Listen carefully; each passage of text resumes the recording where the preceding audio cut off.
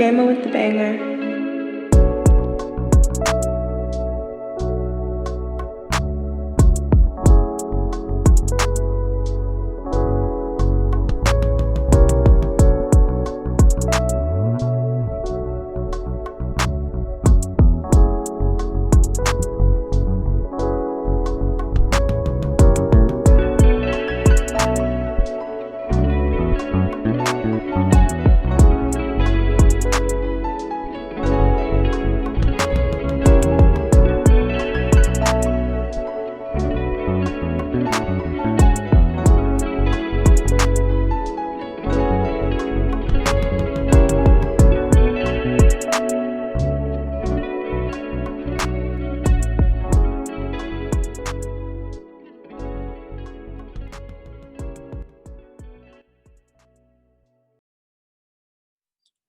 What's up, dude?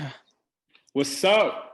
How's it What's going? up? Happy Tuesday. Happy Tuesday. Happy in the new year. Tuesday. Happy Tuesday of 2021.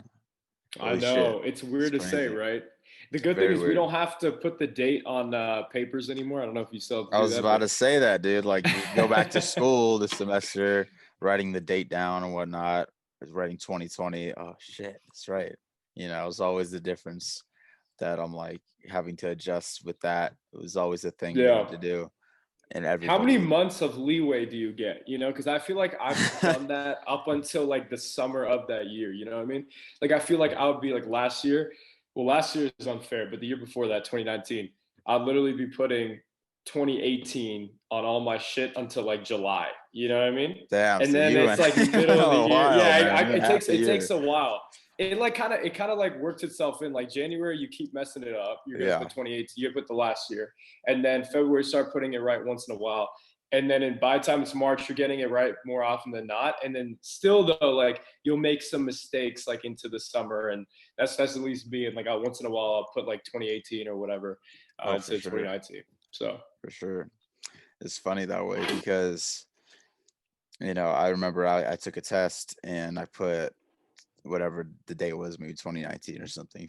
For example, I get an email from the professor. You had the wrong date. That's -5 points. I'm like, come on, man. It's January, still it's the new year. Like you're acting like you didn't make this mistake or something. I'm sure plenty of other people did. So you're gonna give -5 points for that when I could have had like a near perfect score. -5's a lot. -5 is like a 95. You just got down to like an A- exactly. right there off the date. Exactly. I'm like, that's insane. So I argued, obviously, got my way, thank God. But like, come on, dude. Give us a break. Cut some slack. I got all the answers right. Yeah. You're gonna give me minus points for something that's not even really straightforward with the test. So it's supposed to teach you discipline, bro, right? Something like that. Some dumb thing like that. Discipline. Well, I was disciplined enough to study to be good on the test, so that should be enough. Exactly. Discipline's already there. I got everything right. Maybe a typo. Exactly, Even though I'm not typing, but whatever. No, it's just weird. Like I don't know why. And it wasn't just that, dude. It was like teachers in college. It would be like you get your name, like you didn't put your name or something, like your last name or something like that, like something small, usually the date, or if it was like a title that needed to be there, like all that, you get negative points. And I get it, like if there's rules to follow, so you want to try to, but it's also like if you wrote a damn good paper, like, or if you did really good on a test or an exam, I think that should slide. Like, I feel like that's something that they should just, all right. The name on the paper really came to play, That's just the fuck with you is what it is. I'd be like, actually, I don't actually go by a last name. Just say some shit like that. Yeah, or something like that, dude. And these days, you could literally just say, I don't actually go by a last name. So you're actually coming at me pretty hard, like like you can literally make up shit basically. Just be like, like this is what I prefer to be called, like, and then they can't say nothing. I mean, I've never done that, but I mean, they can't say anything. Yeah. What's your preferred name? You have a nickname? Exactly. Oh yeah, call me Donald. Donald T. Donald T had a week, bro. He had a week this week. Oh my god, he's like a hell of a week, hell of a year. I know. Modern mob boss. God, we'll get into that later in our rant section. I'm sure we're both pretty fucking heated about that, but I'm not even heated. I'm just like, this is insane. Like, yeah, no one's surprised though. It's not a insanity. surprising thing, right? So it is what it is. Yeah, we'll talk about that clown later on. But start off with the fit of the week, bro. I got some cool stuff, little New Year's Let's bits. fit. Um, kind of going here. So Ooh, we it's got a this is New throwback, Year's bro. Eve in the 20s in New Got York Times Square, 26. which is pretty cool. Like, look at these fucking people. This is never gonna Yeah. happen for well, at least not for a Oh, while. I Crowds mean, like this. I think it could happen by this could happen by the new year next year. Because if you get enough people by then, most people will probably be vaccinated, right? At that point, I'd assume, and the ones who have been will be there. You know what I mean? Yeah, Because so many people are gonna want to go after watching the spectacle of this past New Year. I guess if you yeah, could call it that. So it's kind of like I don't think this crowded because there'll obviously be like barricades up and stuff like that. So it won't look like yeah. this, but yeah. So like I love the 20s outfits, man. Like you have the flappers, The flamboyant, flappers, it's the showing flapper more flappers. skin because that was a thing. Like it was very Yep. Yep. conservative clothing. Go to the beach, Mm. it was like everyone's fucking wrapped up practically in full clothing. Yeah. And like Yeah. the time where Yeah. showing some leg, some skin, and just like everyone was put together too. Little kids wore suit and tie or suspenders and tie, Soon tied to the beach, tucked in right? shirt, like just looking clean, man. I don't know, it was just cool. The hats, everyone wore hats. Um, it was just a cool time for fashion, for um, um, going out, um, celebrating, and it was meant to be the time of prohibition where nobody could drink Yeah. alcohol, and there was like basically prohibition started because this group of feminists claim that alcohol was the poison for humanity. They're feminists as well as No a way, religious really. group. Yeah, they're saying it's poisoning humanity. This is the reason why we're getting raped. This is why we're getting beaten by our husbands because of the alcohol, making them think a different way, act a different way, and bringing out the worst in everybody. So they push Mm. hard, hard, hard, hard, hard, and somehow they thought it was a good idea to fucking ban alcohol as if that was gonna make a fucking Hmm. difference from crazy ass people. And it clearly Yeah. didn't. All it did was actually make crime rates fucking skyrocket, created the modern mob, bootleggers, and a lot of legal activity that went on for nearly 10 years of this prohibition era. But we wouldn't have had like the Al Capones of the world, the show Boardwalk Empire. Like there wouldn't be so many things. We wouldn't have flappers. We wouldn't have speakeasies. We wouldn't have this, that, and the third. So I think that there was a blessing in disguise in that sense, where the feminist movement gave us this awesome era in history, the Roaring Twenties, where we all love Great Gatsby. Like there's so much content Oh from yeah. that decade compared to a lot There's of a lot. others, and Yeah. that's still remembered. Like people don't really talk about the Hmm. 1910s, 1900 to 10. Yep. Yep. 30s, not really. Other than like it was the Great Depression. 40s Hmm. is like World War II, end of World War II, and the start of like the Yep. rebuilding of Europe. At the 50s is like baby boomers and Golden age. suburbs, golden age. 60s is like okay, March on Usually Washington, Nam. Yeah. Vietnam. Nam starting, Cold War. 70s, same sort of shit, disco. 80s is Hmm. like you know Reagan pulling up, doing his thing.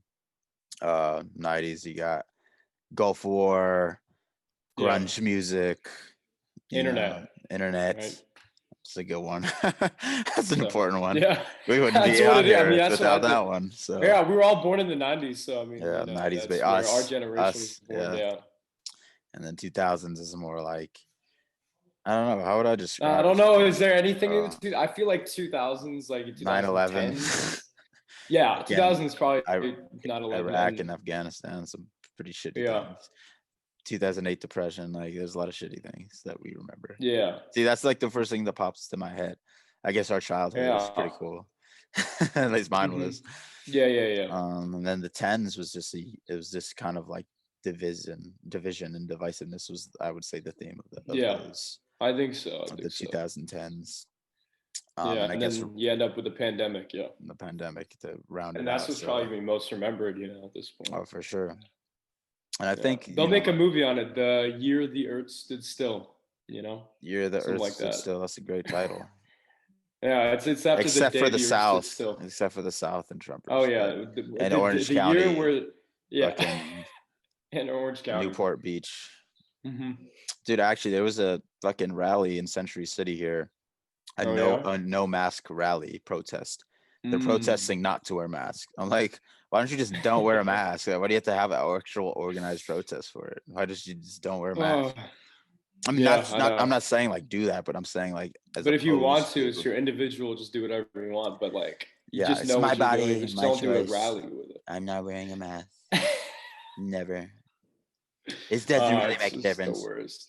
But Uh, give me 14,000 votes. Find those votes for me. Please find those votes for me. Find the I exact know they number exist. plus We won one. by 100,000+ at least, but we only need 1,400. Oh, thousand. I mean, maybe more. I don't know, but just get them for me. Get them for me. Anyway, moving on Find to them. our next little fit. Oh my god, we're gonna get into that. We go crazy on that. But I'm getting lit getting today, lit. baby. Yeah, yeah, yes, I sir. love the Christmas tree there too, dude. Me That's like, too. is This this is in so front of? cool. This is Times This Square. is Times Square in the 20s. Yeah, Yeah. Wow. crazy, crazy. Yeah, West 43rd is here right there. Mm-hmm. That's crazy. Oh shit, man, didn't notice that. Yeah. That's so cool. So number two, we got our boys, our hosts Oh of yeah, yeah. Did you CNN. see this shit? Did you see how like I Of didn't course, they're watch the the whole best, like, dude. You but they watched it? had this one thing, bro, where he was trying to when Andy Cohen was trying to like get Anderson Cooper to trip on acid, bro. And it was like we're doing acid back at the crib. Did you see all that? No That's joke, like on sick. live TV, bro. He was like, "Yo, have you ever tried acid before? Have you ever done this? Have you ever done that drug? Have you ever all this stuff?" And Anderson Cooper is trying to be like, I work at CNN. Like, I don't want to be, I want to be careful, like not to, say anything." And he's just trying to draw it out of him because he's wasted. And I loved it. It was just so. It was They actually were like both actually something we needed. lit I as a think. I think it tit. was good. They Yeah. were both lit Yeah, as he a was too. But Anderson yeah. Cooper is more like composed. He's like more of a composed person, I think. Like he Well, doesn't want yeah, to, but it even kind of for the New started coming it out. This does. is It like little does. It because they does. used to date back in the day. They and Oh, now they they're did. like I didn't know yeah, that. and now Wow. they're like best of friends. They go on Okay. tours for like their talk shows and stuff like that. Mm. Watch What Happens Lives on Bravo. Andy Cohen's the host of like every single reality TV show other than the Kardashians Yeah. It's, because they're on yeah. E. So he has Housewives and all this stuff, and like it's a cool, it's funny ass show. Watch What Happens Lives, and it's just like it's so funny to see him doing that. He took that route, and then Anderson Cooper, like the voice of CNN, Hmm. practically one Yeah. of the many voices, but Yeah. higher prolific That's the voice. route he went in. Yeah. So, and they're just such a funny duo, man. The show is hilarious. They were so lit and getting rowdy. Took so many shots. They were just completely wasted. And I was like, that's cool, bro. That's why, like, why That's have I shame? love It's New that. Year's. They're like trying to throw away all the negative energy from 2020. Just drink it all Hmm. away, bro. And that's what they did. And Yeah. that's cool. That's what Yeah. everyone probably did. So Damn well there's about to be some people like, how could you do that on, public I'm professional. TV, and it's unprofessional and all this nonsense. And like they'll probably say, how can you tell the public to not celebrate for this, that, and the third, but then you celebrate it? The hypocrisy. Like, all right, bro. Like they're in their own little like thing. They're set up, just those two. Like, let them drink. Like let them Yeah, enjoy the new man. year. Fucking You know what I working mean? on New And you do it Year's. too. Everyone did something for New Year's, or if you didn't, you were with your family, which is perfectly like that's actually kind of lit too. Yeah. And so it's because this is like the perfect year to be with your family and just kind of like just hang out with them. Yeah. And so like whatever you're doing, like most people, I mean, I'm sure alcohol sales are up through the roof at the liquor stores. So I mean, like, why not? Like, it's the new year. Like, that's what it's meant for. It's been a shitty year. No one's like, it's been one of the things everyone can agree on. Everyone agrees it's been a shitty year. So it's like, Yeah. you know, Yeah. Except for like maybe Drake and Elon Musk. mm. Even Drake though, bro. Drake's like it's been an iffy year for him. It's been like But here and there. yeah, You he know, made a lot of money, but as I he mean, will, yeah, the money, regardless of the obviously. time. But I wonder, like, But for artists like that, do they at a certain point when they've hit the bank, when they've like hit the fucking bank, and like they're not like they've already made enough for them, their kids. Like, does it become like, all right, now it's legacy time? Now it's like LeBron time. Like LeBron's made his money, he's gonna be fine, endorsements, and then it becomes like legacy time. Like I need to drop some hits. I would like to think so, but I think Charlemagne. I don't know if you listen to to his show, Charlamagne the God. Breakfast Yeah, Club. But he made a of good course. point. He made a good point saying like he thinks the era of Drake is over, meaning that like how what else could you do? I know we kind of talked about this before, but I was just thinking more about it and he brought it up again. So I think he's already had his hits, man. I think he's already Mm-hmm. released those hits. He released his best hits, I think, and Nothing Was the Same album, and that was a fucking long time ago. Long He's time. still Yeah. gonna have hits and stuff that people will like, but I think his hits that he's releasing are even more Mm-hmm. so like super duper mainstream compared to like Nothing Was the Same. You had like a Pound Cake, whereas like that wasn't Mm-hmm. necessarily like a radio banger. That was just like, damn, this shit is crazy, bro. This is like Jay-Z and Drake going ham on a track. When do you get that? When do Yeah. you get like these two high profile artists on a track together? Some people say Uzi and Future or Watch the Throne. I'm like, yeah, for sure. But that doesn't happen all that often. A lot of the time you see artists just push, push, push, push, push and throw out all this content that's not necessarily good. It's just kind of trying to get your numbers up or whatever. Mm. And I think Drake is slowly beginning to realize that, yeah, he's gonna do his DJ Khaled bullshit. He's gonna do like whatever fucking feature to like get his number one on chart topping hit, single, whatever. But I think he's realizing that number one, he didn't have a studio album released this year. He had a demo tape, which was comparative to a mixtape. So he Mm-hmm. waited a year or whenever I think it was like 2018. Actually, he released his Scorpion album. So it's gonna be going on two Yeah. years. Scorpion. 2 years. So I think hopefully in those 2 years he realized like, oh shit, I gotta like bust a move, get on my craft, and make a fucking good album.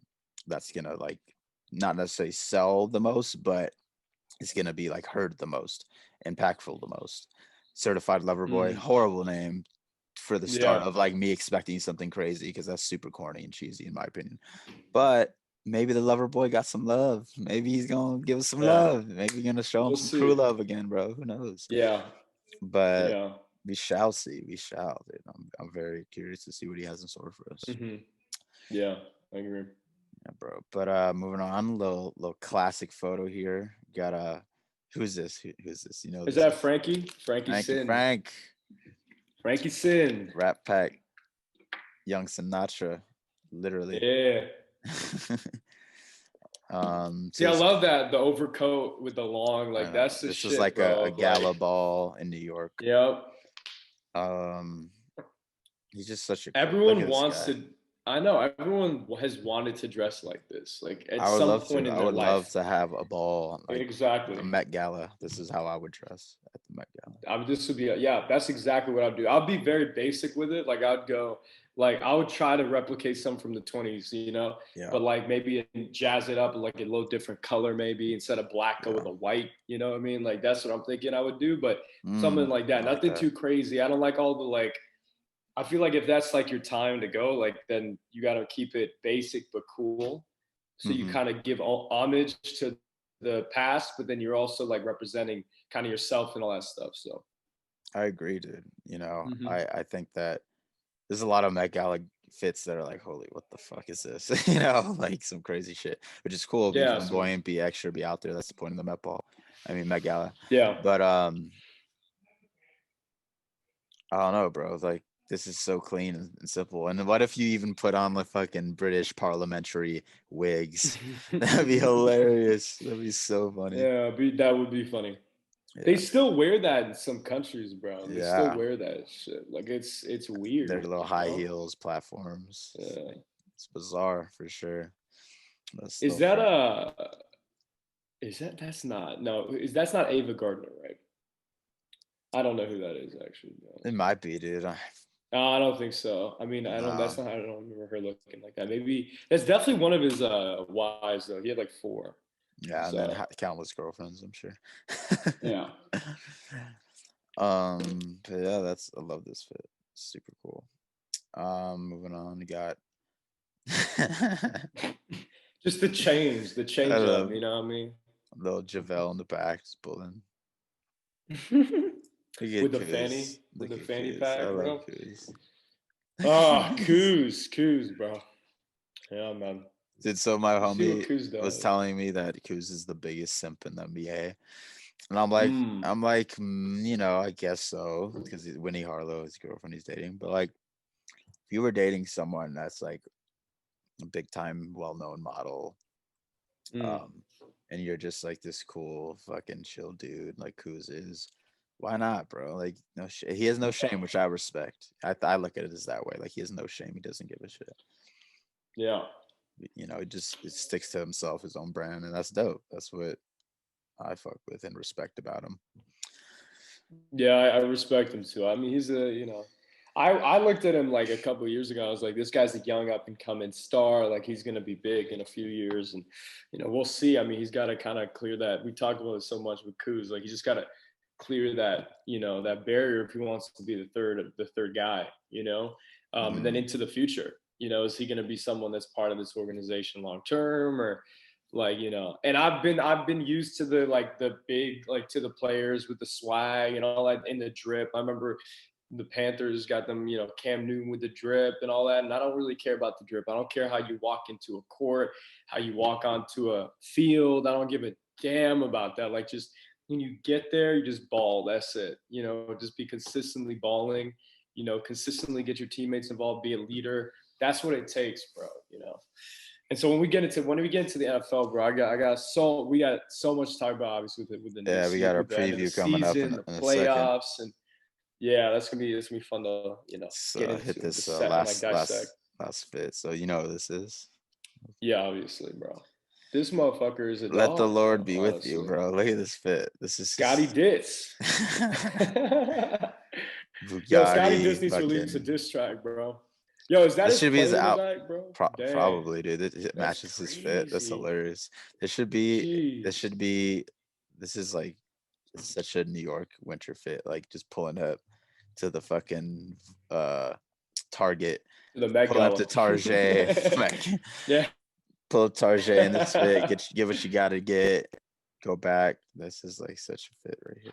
Dude, he looks like he's about to fucking loot a TV from Walmart right now, dude. Like he's just Yeah, about, he's you know what definitely I mean? Look at him, like he look he's at the been beat. he's been scouting a Walmart for Black Friday for years. He's like, Exactly. are you He's looking sure? at He's like, okay, what's PS5, the bro. system that they run? When do they really open? When do they close? Where do they put the TVs? Where do they put the systems? So he has it all mapped out and shit. He's He got it has all some mapped like out. He's like that, crazy he's like glasses that that guy. see. He's like Riley from National Treasures. If you remember that movie? Yeah, The guy bro. who does all the like the The tech stuff. technological work to get them all in there. Nick Cage doing all the bad shit. That's him, bro. He's just like he's scouting everything. He's putting it all into his head Yeah. so he remembers everything, bro. So he can get that PS5, Yeah. man. This is straight GTA too. Like looks like a GTA character. Yeah, no, he does. That's exactly what he looks. Dude, GTA should do that, bro. If they ever release a new game, they should totally do that. They should have like real legit, like real, but not like you can't have like the shit that Fortnite did with like some fucking NFL players. Like no, like some Yeah. reality TV like stars and like some actors and actresses, fucking just everywhere, and just like put their avatar in the show or Yeah. in the in That'd the be in the funny, game. dude. They That'd be have lit. well, it's nuts because the current GTA 5 is current of set 8 years or Mm.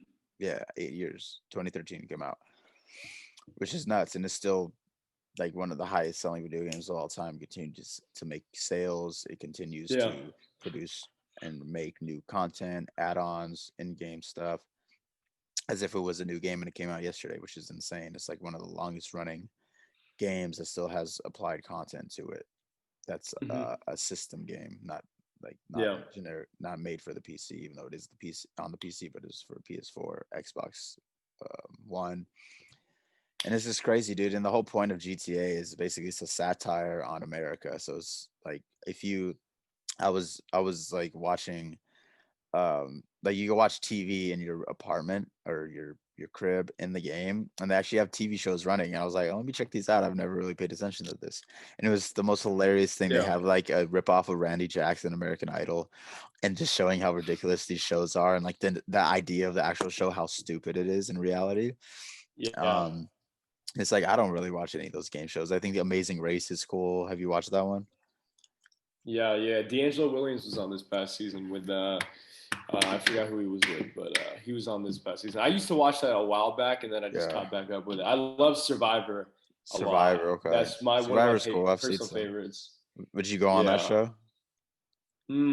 That's a really good question, bro. I don't know, but maybe it'd be the only show I'd ever go on.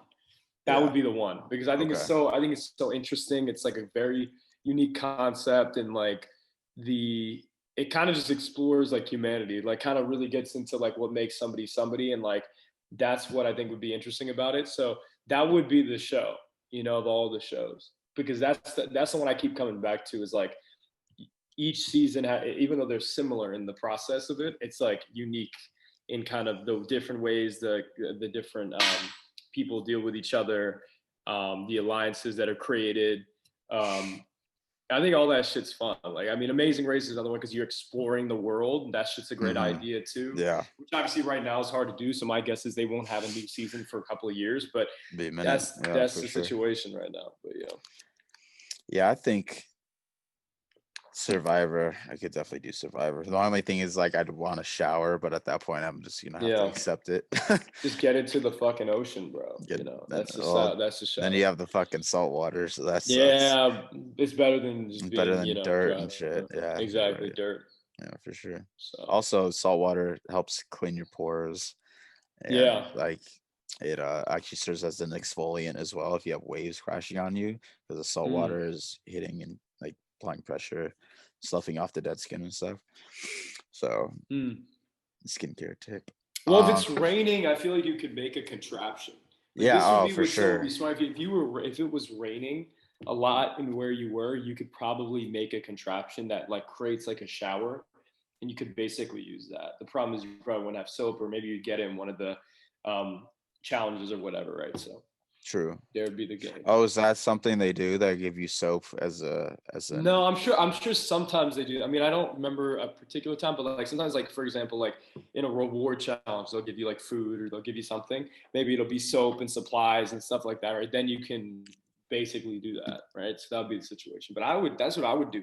First thing you want to do is you want to have like you the first thing you want to do is create some kind of alliance so you're not kicked out early, yeah. and then you want to be in a position where once you're getting adjusted to the life that you are like winning the day. It's almost like because it's only 28, 30 days, right? Something like that. Okay. So you want to win It's not each day. bad. You want to be like a leg up. You want to make sure that you're like waking up earlier than everybody else. You're going to bed, later than everybody else. You got to figure out like the timing so you're there and involved in most of the things that you can be involved in.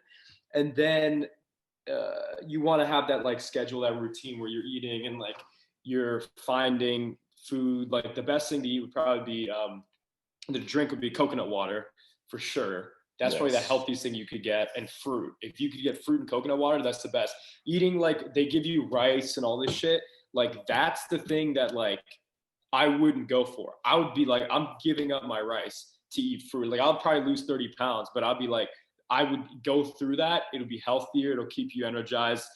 And that's kind of what you need to win each day because you're doing all these different challenges, these activities. You're living in this Get terrible some environment fish. in general. Exactly. Like if you're gonna eat protein, I mean, protein's protein. Like whenever you get the chance, you eat it because it's like you need it to refill up. But it's like generally you have to have that schedule. Like having a shower like legitimately could help. It'll just keep you more awake and you'll be ready to kind of like really map out the day because that's what I feel like it has to be. You have to come and get like a schedule going and be ahead of the game and kind of know what to expect. And then you've also got to be able to like understand people well. And then you also have to find like your little, areas where you can. I mean, I remember this one guy, Tony, and he was the winner of the last season, which was like Winners at War. And so I was like all these like goats kind of in one That came, on yeah, one came back. island. Yeah, and he ended up winning using like this tactic that he'd been using, which was like a kind of like a spying tent or like not like a shack, like where he would like spy from like different locations.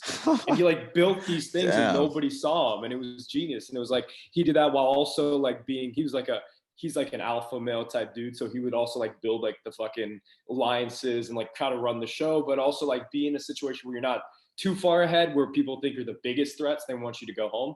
So it was like kind of playing that middle ground and not. And then also the other key thing is getting those idols. Like the big thing now is like getting the idols. Like anytime there's an immunity idol at line, any of those kind of, if there's Yeah. something that you can use at a at like a tribal ceremony, which is what they call when they send someone home. Like all those things, like those little tactics are huge. Like literally, it's just because a game can get decided like that. Like if someone drops that, they save themselves. All the votes went to them. Whoever they voted for is gone, and it changes the game. Like so, those kind of like intricate things. Sometimes like the best person doesn't win. You know, like the person who should have won does not win most of the time. It just Which it's is, sometimes yeah, that that happens a lot, sleeper. man. Yeah, It happens in yeah. everything. But that's the person that is meant to win does not win. Happens way more often than not. Yeah, You look at sports. That's the whole that's true. underdog thing, man. This team was never supposed to win, yet they do win, or Hmm. whatever it is. Unless you're like a dominating force of nature, like LeBron James, and you just have the Lakers that are Hmm. clearly better than people. But Yeah, yeah, that's sick, dude. Maybe I'll check out Survivor, watch some previous seasons. I mean, yeah. Go into I've seen episodes. I've never like sat down and watched a full I season. haven't watched. I've watched like maybe 5 or 6 seasons total. Okay, Samoa, dude. Survivor Samoa is a really good season. Um, and Survivor the next season after that, it's season 19 and 20, I think. okay. Heroes versus Villains. I Those remember the two promo for seasons that. are bomb. Those are Okay, great seasons. Like I wouldn't need to watch anything else. Like, you literally just watch those 2 seasons because they have all the things you're looking for. And then I would say, I don't think that there's been a recent season that's been that great. But if you find like a season where there's like more than I like Blood versus Water, a couple of those seasons like that find the seasons that aren't just like individual, like there's every season has like a theme. So you might have like a millennials versus Gen X and like things like that. Like all those seasons, like I wouldn't get into that because like the characters aren't like most of the characters aren't as good. In the seasons where they're kind of like, I guess you could say like they're bringing people back from the past, all those kind of seasons. Um, those seasons would be better just because like they have players that know the game better, more experienced, more like kind of drama stuff like that. But those two in specific, I would watch back to back, 19 and 20.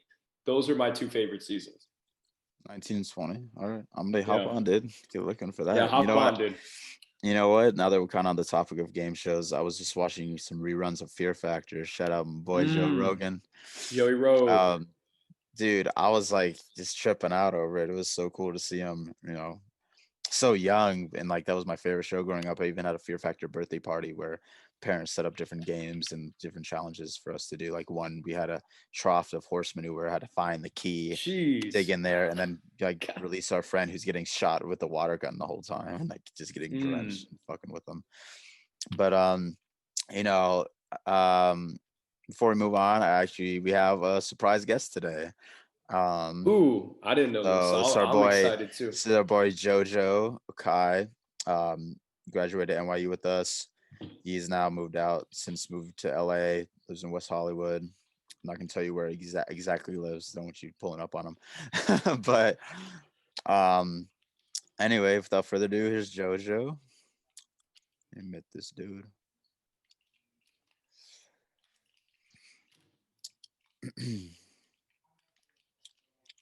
You there, bro? Yeah, how you doing, bro? What's up, dude? How's everything? Good, good. Hard at work, busy days, coming back into the office and stuff. I feel But you, man. That's good. That's good. So, what's up? Tell the audience a little bit about yourself, bro. What do you do? uh, so I'm Jojo. Also went to NYU with Paris. Originally from Ghana. Now I live in Los Angeles. I work full time at Electronic Arts gaming company, and I also run a couple of things on the side, but my main business that I am the CEO of is Chops. Um, our main holding company is Turntable Incorporated, but our outward-facing customer company is Chops. Um, and yes, we kind of work with students and student discounts and the student experience and trying to make that uh, and like an important sort of feature for college life and easing that pain of expensive, whether that's food, events, and just kind of trying to create better experiences for students by saving them money as in the best way possible. Hell yeah, man. So yeah, I that's mean, a little bit about me. Yeah. see, I wish we had I love you that, bro. around 4 years earlier. Like you were 4 years older than us. So when Yeah. I was a freshman, chops is the thing, and we're going crazy with it. Was there like a specific experience that kind of inspired you to be like, damn, we really don't get the most out of our college experience. We're not really helped by maybe a third party company like a Chops. Was there any Mhm. like experience or time and moment you were like had this realization, holy shit, like this would be such a good idea to have as a business?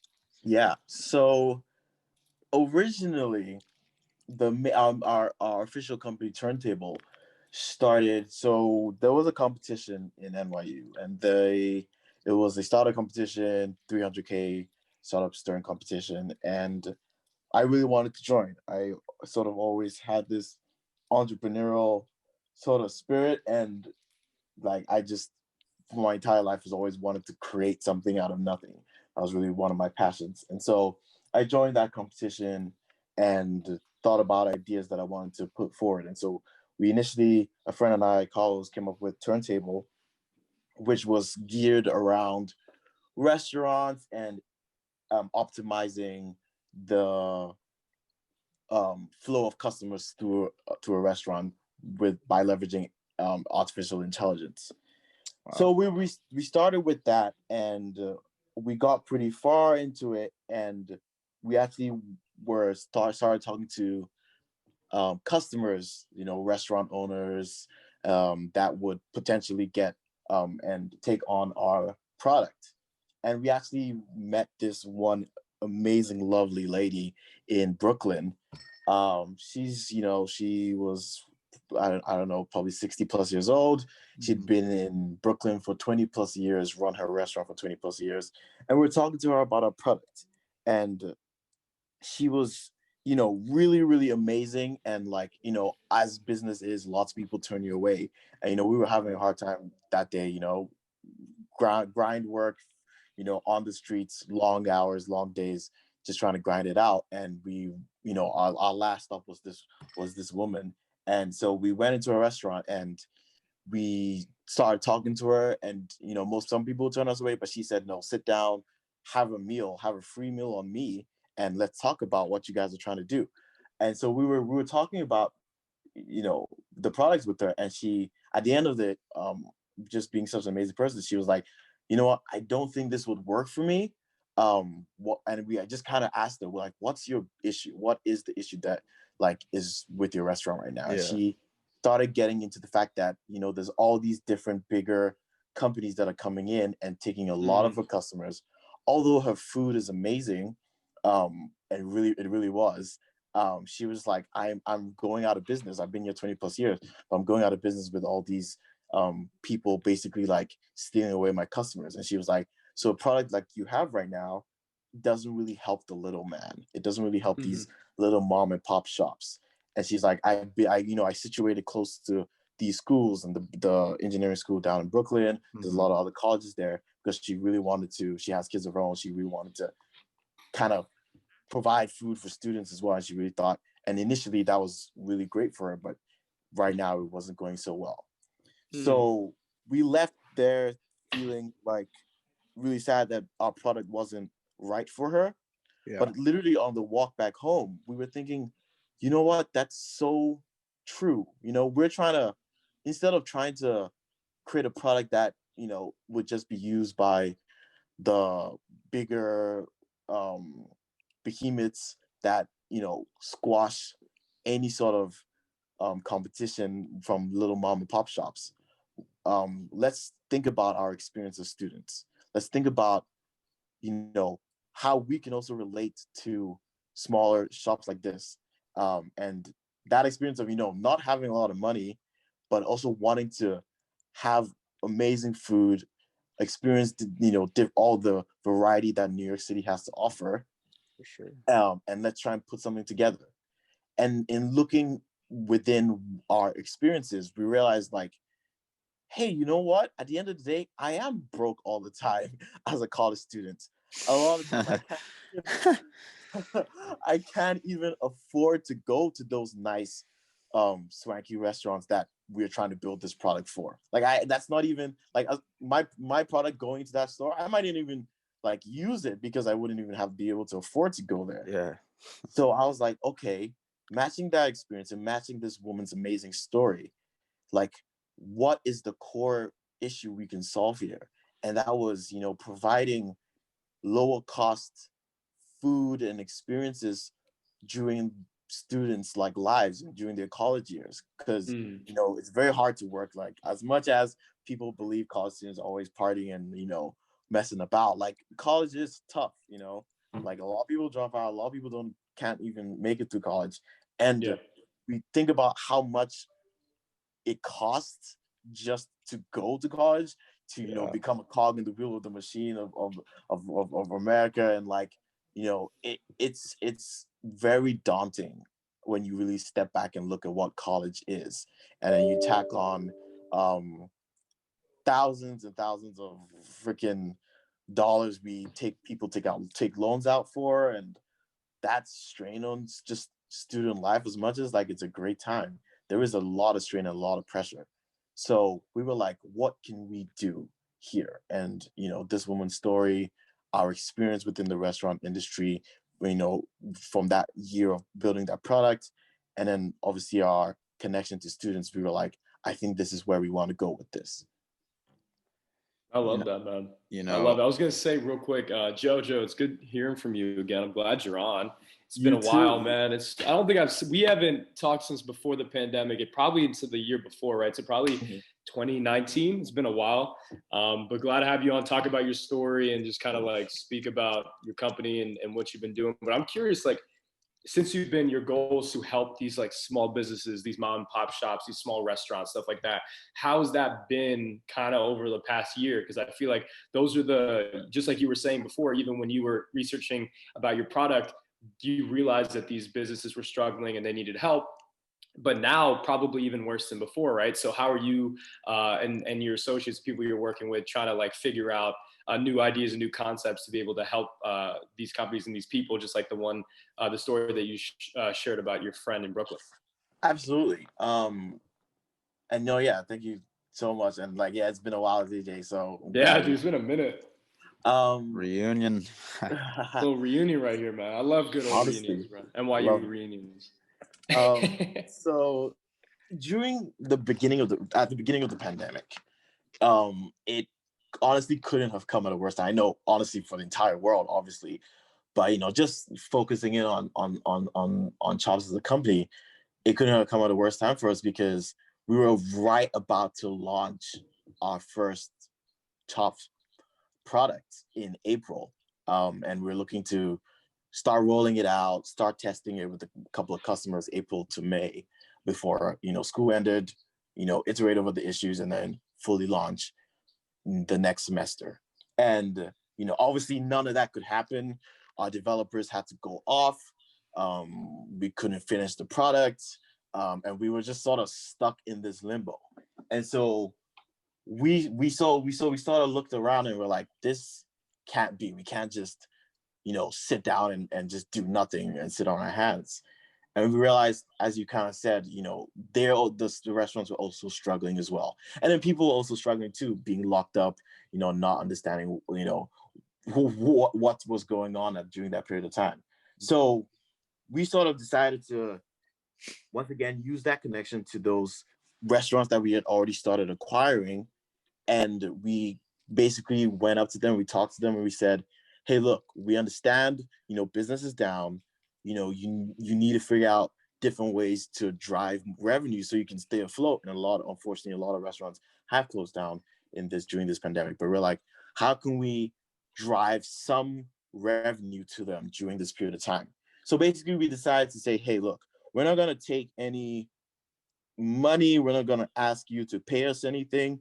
All we want to do as our company is act as that facilitator between you guys and the students that are, stuck in quarantine, stuck away from their, families. A lot of the whole dorm situation that was going on in NYU was really awful. we were like, how can like we will act as that facilitator between you and them, and figure out a way to get them the food that they need while also driving some revenue to you. So basically, we decided to, obviously, like I said, the product wasn't ready, so we just went old school. We said, you know what? If you can offer some discounts to us, whatever it is, 10%, 20%, hell, 5%, I think that'll go a long way for these students. And then we said, look, we're going to do it for free. We're going to spread the word about your restaurant, about your establishment to all these students, and get them like the food and the kind of essential things that they need. So we went to all the clubs you could think of, from the hall council, the inter residential hall council, to teachers, to you know the entrepreneurship club that we worked with, uh spreading lots of like email campaigns, um and just working with all these restaurants. And we got, I'm very proud to say, thousands of students, lots of meals and discounted meals, and drove a lot of revenue for like 20 plus restaurants during that like initial like awful period of time during the pandemic. And so, of all anything that we've done in Chop so far, that for me is definitely one of the like things I'm most proud of about my team, and the things we're able to do, and really like help quite a few people, on both sides of the aisle, to really like, drive revenue and get just get a burger late at night. You know what's crazy about this whole thing and ideas that you mentioned earlier, college expenses, and I am thinking like NYU, we paid what, like, it was tuition's like 70,000 or something, 70,000, like yeah. insane, right? So you would think paying all this money, family paying all this money, taking out loans, getting grants, scholarships, whatever it is to pay your way through college, you would think that you'd be able to have access to more things that are Mhm. more readily available to us, that maybe are a little bit of upper echelon in terms of quality. Mhm. Don't get me wrong, NYU's food is pretty good, pretty solid. It had nice facilities and everything like that. But you would think that it would be, like I said, more readily available. And for you, like, I was just, as you're talking to us now, I'm just sitting here thinking like, damn, we really like could have had more. At least I think you could have had more, What had more opportunities for things. one And hundred one think that, hundred percent one yeah, hundred percent totally agree with you, Paz. Like, looking at, so yeah, through our research, we really dived into the financials of NYU itself. And I can tell you right now, there, like, on every semester, there's about $20 million worth of unused meals that just disappear. You think about all the, like, jeez. the amount of money we pay, right? The amount of money Yeah, we pay, even if you just Mhm. focus solely on dining, well, at least Mhm. that's what our research did. which is Focus so, overpriced. right? It's super overpriced. I mean, I think the Mhm. starting one is like at $2,000, like, already. You think about like how much of that, how many students pay that, how much that is, and kind of multiplying out. And then you look and you ask how many students do you finish those meals? Like, do you get your, like, the meals worth that you pay No. for? And like, there's also a requirement for people who live in dorms. You have to get a meal plan, especially when you're a freshman. Like, all freshmen have to Yeah. get a meal plan. So that NYU is like as you said, as great as a school it is, and a lot of like, I'm very proud to have graduated from NYU. But there's a lot of things that NYU's administration do that lock students into really high cost, and don't even provide, or maybe even refund them that amount of money that we don't use. Like, I think it was That's like the a thing. They don't third, refund it. right? It doesn't Mhm. roll Yep. over. So you Yeah, are forced to use all this money. It's like, dude, what if I'm It's not just fucking waste. hungry? End up. What if I'm not hungry? What if I Yeah. waste, don't want to eat? pure waste. And Pure I Like, waste. that rollover thing you're talking about is the most ridiculous thing in any college. It should not exist. Meals Mhm. should 100%. If I paid for it, I should exactly. have I should have it. I should use it. Like Yep. the fact that it Yeah. stops at the end of the semester is absolutely ridiculous. And Yeah, I I mean, think it's just smart for them though, because they know that they're going to make a Yeah. lot of money, a lot of profit off that, because they know Exactly. damn well like 30, 40, 50% of kids are not going to use up all their meal plans, use up all their dining dollars. And so basically, like, they're going to keep that money, and then they can say, well, you got to buy back in. Now, it could cause the reverse effect where many of us, I know we stopped the meal plan. Yeah. Like, we were like, we're done. This is BS. We're over Yep. with it. But like, Yeah. it's still like smart tactically, because you, especially with the first year students, that's what they try to do.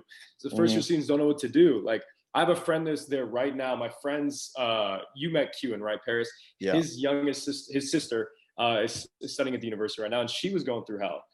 Just trying to, in the same kind of boat, like trying to get food, like having food ordered to their, to their room every single, day. And it's like not great food. It's terrible. I mean, so it's like that, you would think you go to a school like NYU, that they would be able to take care of those basic essentials, just the basic things, Yeah. better than other schools, but they clearly haven't done that. So Not at all. And it's crazy, like they are so geared towards profit as a non-profit organization.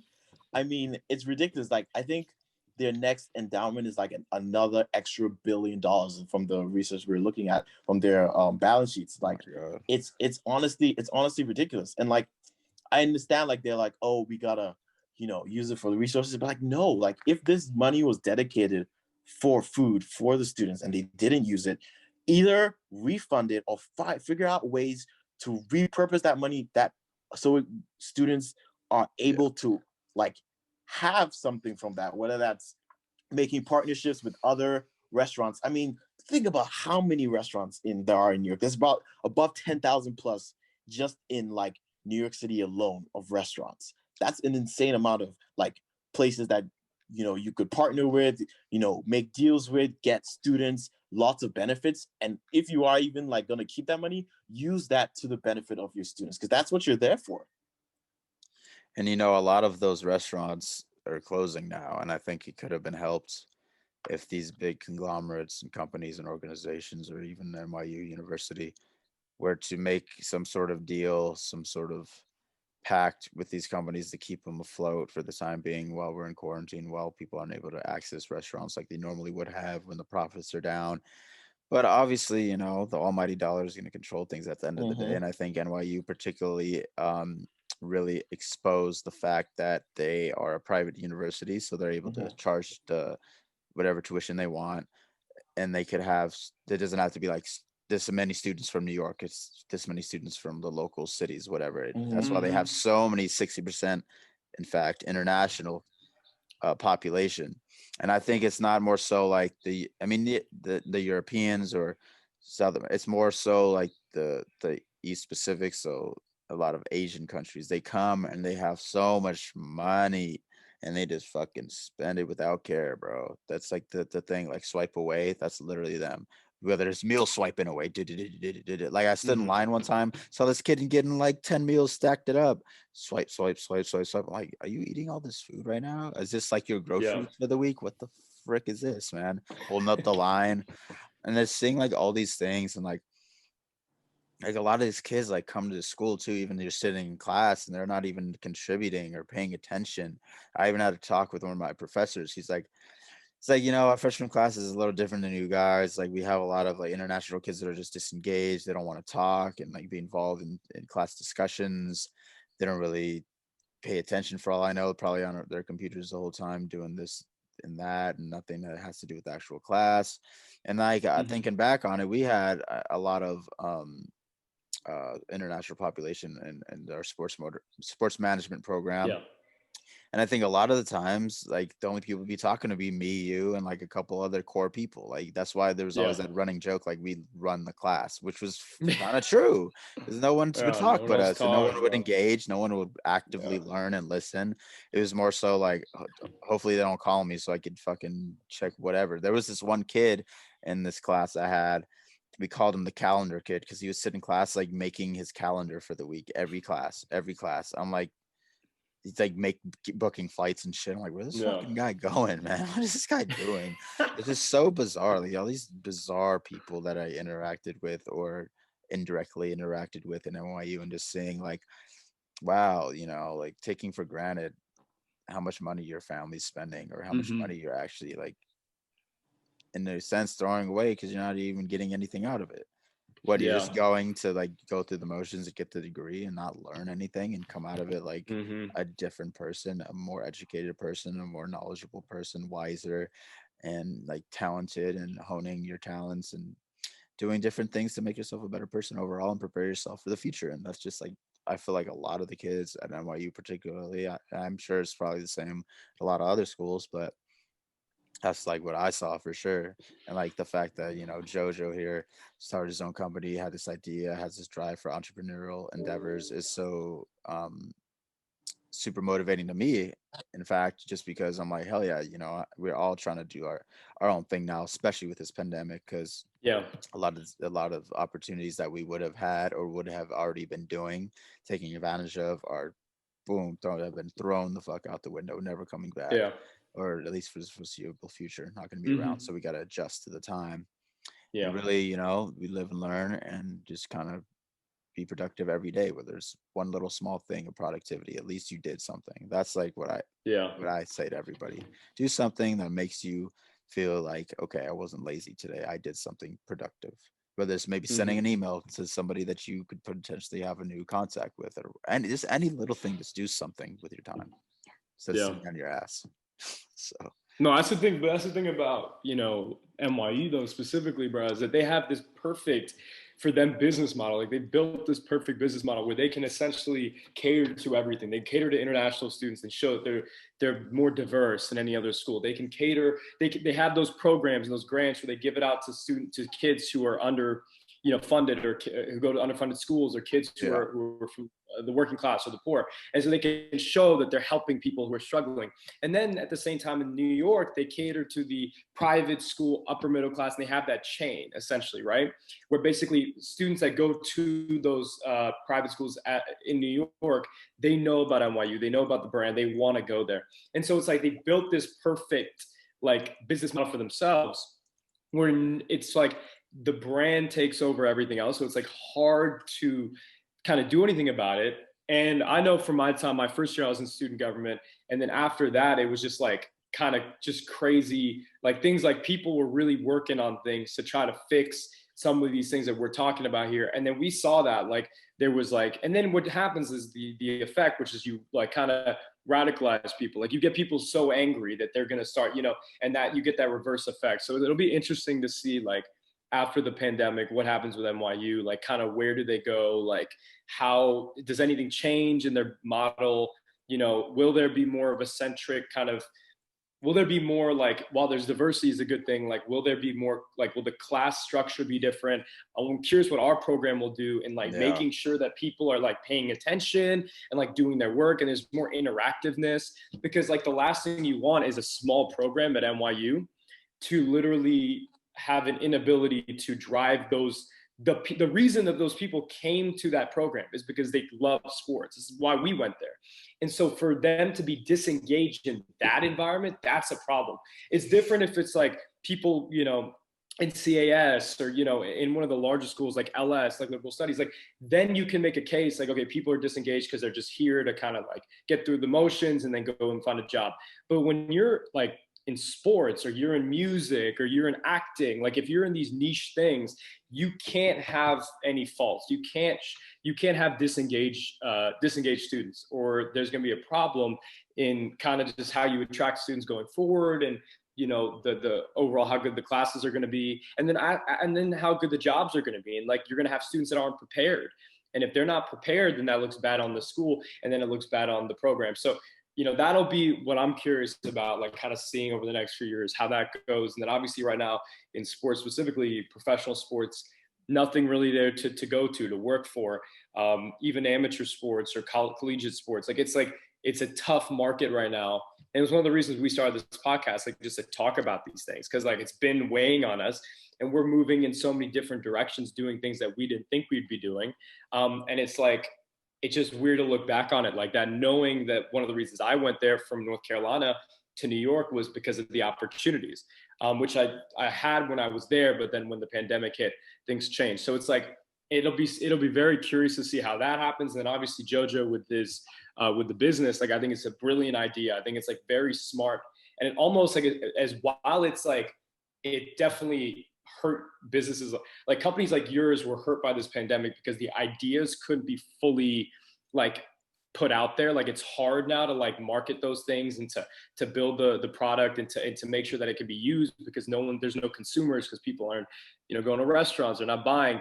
And so that part is hard. At the same time, it may come to in a couple of years or in a year after this pandemic, if you build those relationships with those little mom and pop shops and those restaurants and the colleges and the students, right after the pandemic, you may be a business that or a company that people want to like be a part of and people want to talk about because you were there for them in a tough time and now you built these relationships. And so maybe the next couple of years will be better for you Yeah. in regards to revenue and stuff like that. Yeah, absolutely. I think for us, that's where we're hoping to go. So, as unfortunately the pandemic hasn't ended, we have, in terms of the future of Chops, we've hit a lot of bumps in the road as any business would. But now, right now, we have turned our focus and attention on finishing the product, which will take a bit of time. We want to, I think, as you said, positives and negatives, but the pandemic has also afforded us the time to, make sure that the product that we do put out once it's ready is to the, our best foot forward. And so right now, the goal is to take our time, finish the product, and aim for September of this year once that new class comes in. And as you said, with those connections that we built, with those connections to the clubs, the restaurants, the students, the faculty, we have cultivated that. We're going to continue to cultivate, and once we're ready to really take on the market, we're hoping for a gigantic boom. And I'm still optimistic. I don't know how long it's been right now. The it's been such a blur. I don't know. I think it's been almost 2 years now that I've been working on this.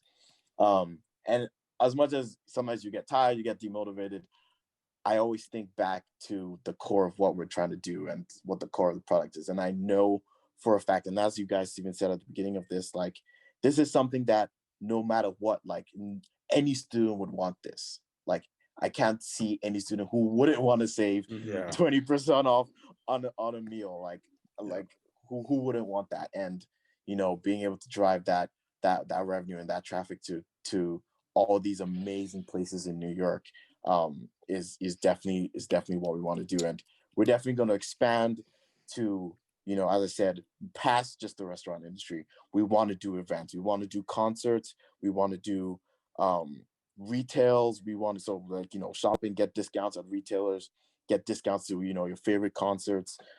We want to become an established thing across the country, different colleges, East Coast to West Coast, all down the middle. We want to be an established thing that college students know, hey, when I go to college, the first thing I need, past my books, past my my housing and everything, is I need the Chops app.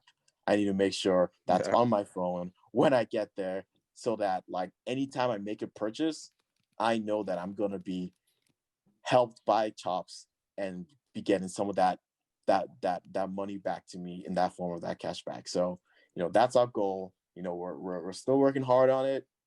It's gonna take some time, but I do believe we'll get there. I do believe, as you said, TJ, in the next few years, we will become something established within the college community as like an essential tool. Yeah, I think so too, dude. I think so too. I think that, I think especially with, firstly for me, he's talking about events, concerts, all these different things is great, especially with a place like NYU where there's so many concert venues around, or like if you go to USC, LA. So in all these big cities on the coasts or Chicago, wherever it is, I think that that's something that I would love to do, because I would like to go to a lot of different concerts in New York, but I couldn't necessarily drop $80, on a Monday night to go to Exactly. see whoever the hell was performing, even though I very much would have wanted to, but with the chops, that would be like, hell yeah, dude. And I I think mean, that yeah, there's like sky's the limit for it, man. You could have so many things you could involved have with this any app. industry really. I mean, you could Yeah. go into you could do tech and stuff, but like that, as you said, like I would love one day, and I'm saying on this podcast so we can keep it forever. One day I want to partner with Rolling Loud in New York and offer, a student discount. I mean, at the end of the day, like those things, like what now hitting $300, like Yeah. people, it's tough to afford that. Like I remember I was talking to my roommate Nathan. I was like, bro, like we need to go to this concert. I was like, you got $300. He's like, yeah, it's my last one, but it's my last $300, but I'm definitely going. Like I passed the trials and tribulations of being a college student. Like I said, it is that period of time where you have to enjoy yourself. You have to enjoy life. And I think it's so essential to, just your general well-being. And so being able to, afford to be able to do those fun things is so important. And, like I don't want, my hope is that for future college students, they don't have to, stress too much that, oh man, like I have to work 3 jobs just to pay for this one concert that I want to go see. No, that should not be the case. There's already too much stress and too much pressure on being a college student, making good grades and trying to find a job. Look at the fucking job market right now. Like these are not things we should be thinking about. So as a college student, so that's the goal of Chops. Hopefully one day we'll get those amazing, awesome partnerships and really be able to just like create an amazing, fun company that creates amazing experiences for students. Oh yeah, man. Cheers to that. Yeah, Cheers to that, brother. I love it. I love it. 2021 goals, baby. 2021 goals, man. So yeah, I do got a dip. Get back to the day job.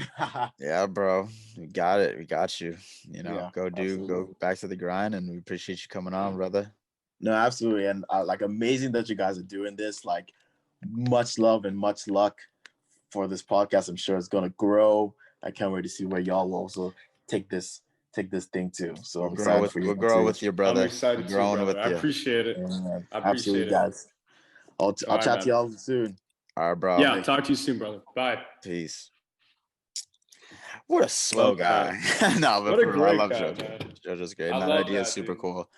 Yeah. I mean, there was like, it was interesting as he was speaking to us. I was just thinking like there was some apps that I would download to get a free meal, not necessarily with students, but there was these apps that would give you these deals and stuff. But to really have it towards a niche market and a niche audience, Yep. that's it, sick, dude. And even like totally with the concert things, I'm like, I think you could do this with anything, like he said. I think it's really cool, and I think that that's something that I would fucking be down to do, bro. That'd be fun working. Like I love working for events and working on events and doing things that when you are able to see your creativity manifest itself into existence is super fucking cool and fun. Hmm. But again, thanks Jojo. Shout out to you. Shout out to Chops. Check him out. Follow him on Instagram. All that you'll find in the bio later, or in the comment section, whatever. But yeah, anyway, let's move on to some football, man. So NFL season just ended, week 17. Pretty wild, week 17.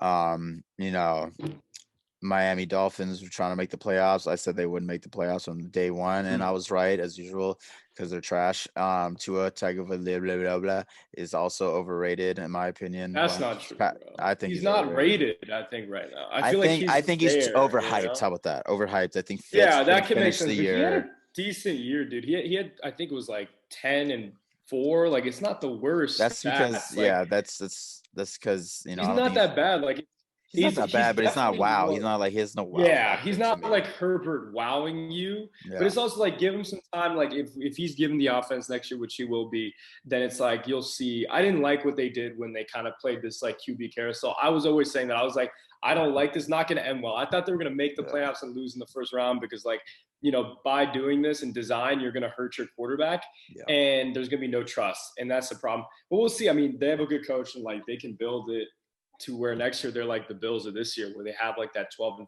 team, and they're able to kind of carry shit if their quarterback can play. If Tua's that good, and we'll find out. Yeah, 100%, dude. So let me pull up the bracket. first off, so we kind of go through it. Okay. So we got. Let's go with start with the NFC first. NFC. So Rams, Seahawks division. I guess would you say they're the rivals in this division? Yeah, they're 6-3, right? Right now, the LA is 6, right, and Seahawks are third seed. Correct. I believe that's right. Yeah, that's correct. So who do you got? What do you think is going to happen in this game? I think the Rams, man. I think the Rams should win this game. I mean, it depends on Goff's health. Yeah. Too, but they should win. I think they have a better overall roster because I mean Seattle's defense has been playing good lately. Don't get me wrong, but their offenses seems to be a little stagnant right now. I don't know why. Like DK has been shut out. I think teams are adjusting to him. That's why Lockett's kind of playing well. Chris Carson's not healthy. He's playing, but he's not at full strength. Yeah. Russ is Russ. They're experienced, so they have that. But Rams are also experienced. They made it to the Super Bowl against the Pats 2 years ago. So both teams have the experience. They have star players, star talents. I think it's gonna be a really close game. My prediction is a 23-17 final. I think for the Rams. I think that's gonna be the score. No, I'm with you in regards to the fact that, the Rams have the better squad. They have the better roster overall, but they've been disappointing in times. Like, I mean, they had a chance to really have a shot at winning the division if they'd beaten the Jets and another team.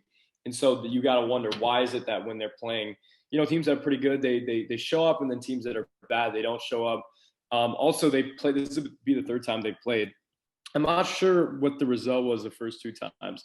But maybe they split it. I think they split it 1-1. But I think the fact that Seattle's playing at home, they do have this effect when they play at home that it kind of, even though there's no fans, I think that could matter because of weather and CenturyLink's outside, and the Rams are in California or in LA. That it's like I can see how that could be an actual thing that could actually help them. That's true. That is very true. Exactly, just the weather-wise. Obviously, there's no fans there. Yeah. But then I think also it's tough for me to, like, with 2 teams that are pretty equal, I'm going to take the quarterback that I trust more in the fourth quarter. I'm taking Russell Wilson. Like, I'm trusting that they are going to go down probably 14-10, 20-14, something like that in the fourth quarter. And they'll pull it up and win by like a field goal or something like that. So maybe I'll predict like 24-21. But I think that that's more likely just because at the beginning of the year, it looked like the Seahawks were going to be a really good team.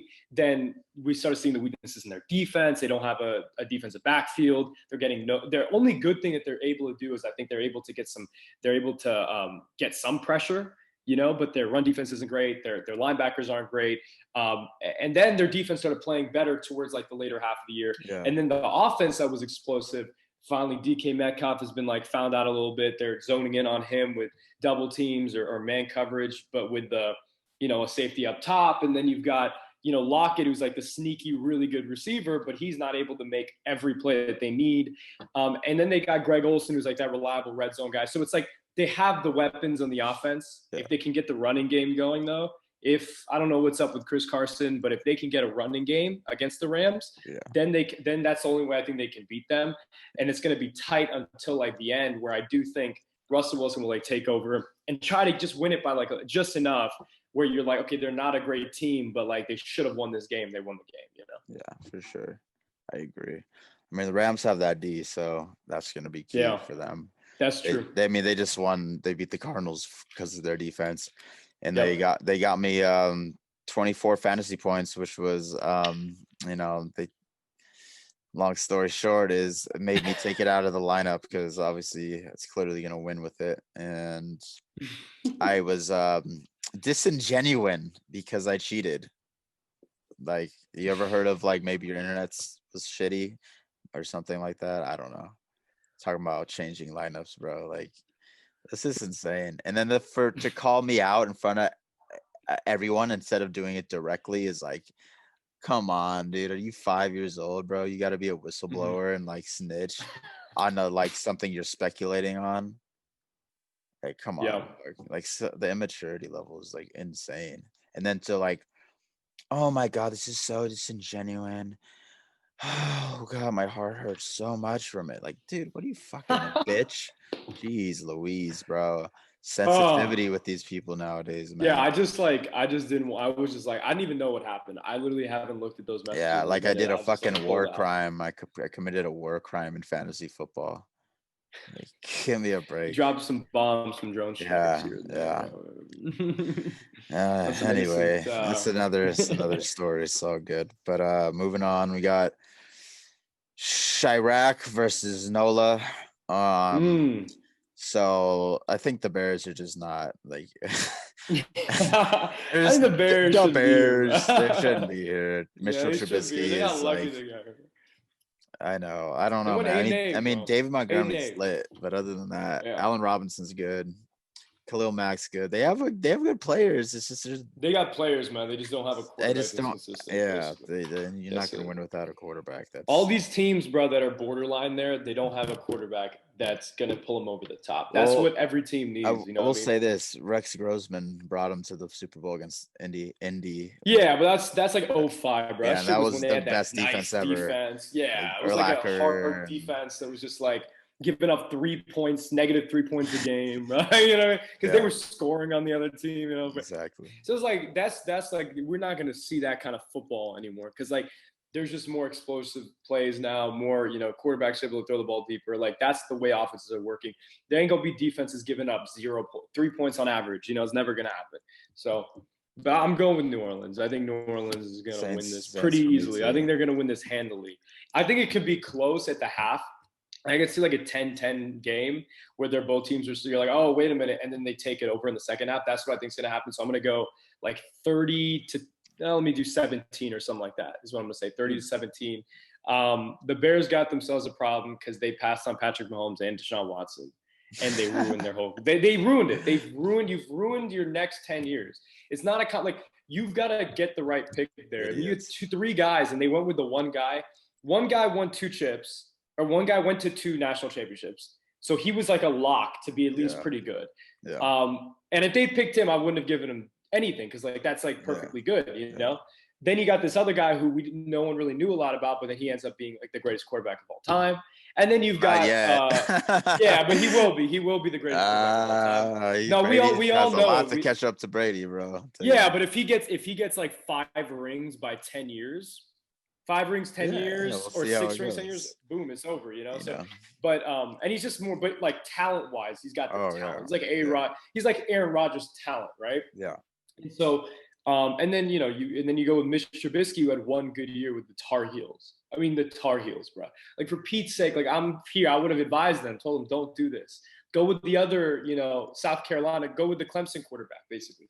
But that's beside the fact. I don't think they've got a chance, and I think they're in a real hole now because like they've put themselves in this position. I would have started right now, dude. I would start Nick Foles. I'll go to Nick Foles right now. Screw Mitch Trubisky. Give it to Nick Foles. He's already played in New Orleans. Did they lose like 2 last times. Week? Did the Bears lose last week? Yeah, they did. They lost. They lost, right? They lost to the Packers, though. To the Packers, but give Nick Foles a shot because he's like the playoffs guru. Like he'll find a way to win a game, like that he's not supposed to win. If they start Nick Foles, I'm telling you, this could maybe be a game. This could maybe be a game, and the Saints could lose. You know where? If that doesn't happen, You know where Nick Foles gets his powers from? His like Super Bowl. Where does he get his powers? From his Lord and Savior Jesus Christ. I didn't know that, bro. I always thought dude, that guy's like the biggest fucking religious Tebow out there, dude.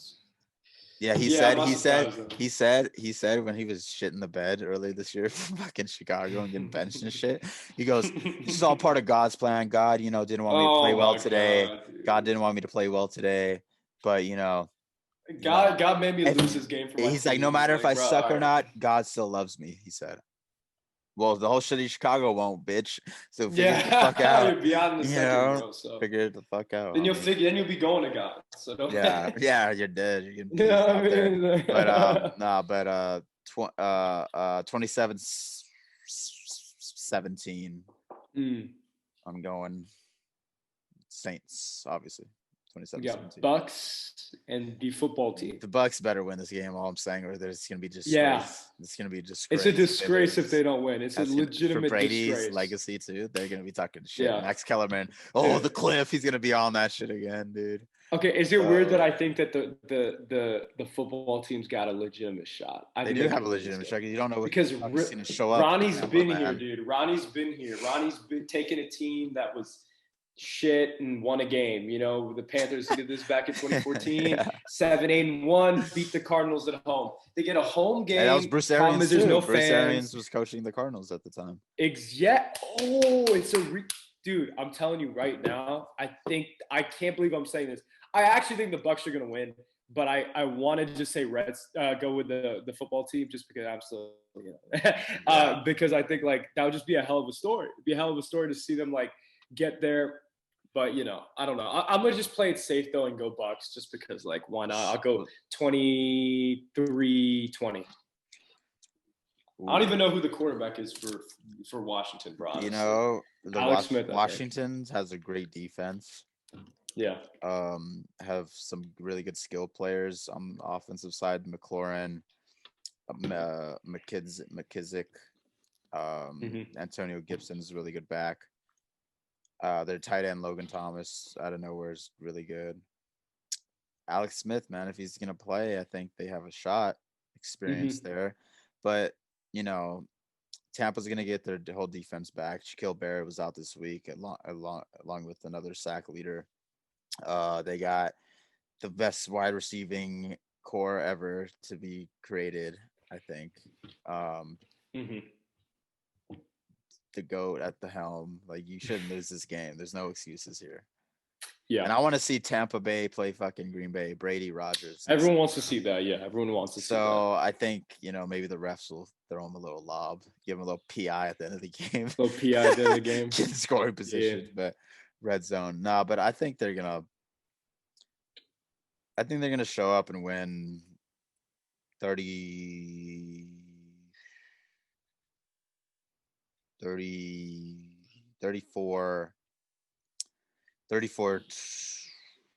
23 34-20 34-20 34-20. All right. I don't even know what the spread is on that. What's the spread on that game? Probably like 7 points. That's my guess. Let's see. I wouldn't bet against. My only thing with that is that I feel like the Bucks are like they're hit and miss. Like they're there one week, they're not there the next week. It's like, could I see them against a team that's well coached lose a game with Alex Smith? Yes, I could see that happening. Like, I think there's a real possibility Washington wins the game, but I think it's like at the same time the Bucks don't win, then everything's blown up. Like the whole thing's blown up. There is no excuse to losing to a 6-10 team in the playoffs. There is no excuse for that. When you're 11-5, I think they're 11-5, right? I mean, you have no excuses to lose to a team that bad. And the thing is with Washington, it's not even like they're a hot 6-10 team. In the case of Carolina years ago, it was like they'd won 4 straight at the end of the year. So it's like, at least you could say, okay, they were hot and this team barely made it. They both barely made it, so it makes sense. Washington has not been hot.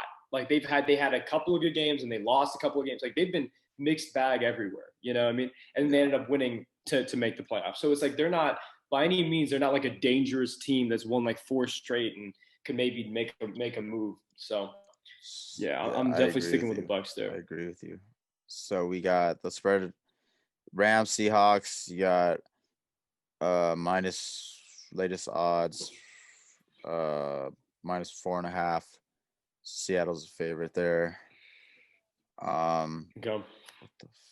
Dude, why? You know what I hate? First of all, little mini rant right here.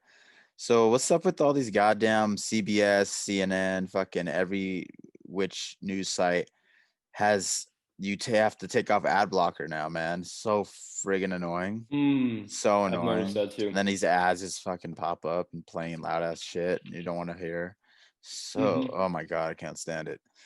And then they're like, oh, but pay the $1 a month or whatever. I'm like, I ain't paying for something I could read for free, dude. Like, anyway. Yeah.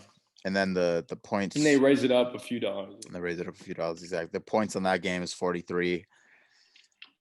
43 flat. What did I say the score? Yeah, I think I'd take that. I'd take that. Yeah, me too. I'd take that because I have the Rams winning number one, and the points I think it's gonna be low score, pretty relatively low scoring. So I'd definitely take that bet. You got Bucks, Washington, Washington +8, so Bucks 8-point favorite there. 46.5 is the point spread. I I wouldn't think it's a do little too that. high. I think That's a it's. little too high. You think it's too I'll take high? that too. I think it's too high, dude. I don't think the Bucks are gonna go like that ballistic. I think it's like because I had a what 20 something. I can't remember. Probably look back. Yeah, I said 34. I had like in the late to 30s. 20. So 44 points. I am getting it. You're right. So okay. Okay, maybe I'll take that too. You got Chicago Saints. Nah, -9.5. New Orleans favorite, which is like a pretty big margin there. 47.5 spread. I'll take that too because I got Yeah. 47. Yeah. Yeah. Yeah. Okay. So let's see. Let's check it out Let's with go to the AFC. AFC. Cleveland Steelers. I got the Browns. Fuck Pittsburgh. They fucking suck. I think the I Browns. love are gonna it, win. bro. I hate. I don't like the too, Browns dude. either, but I'm Yeah. taking the Browns. I think Pittsburgh's just.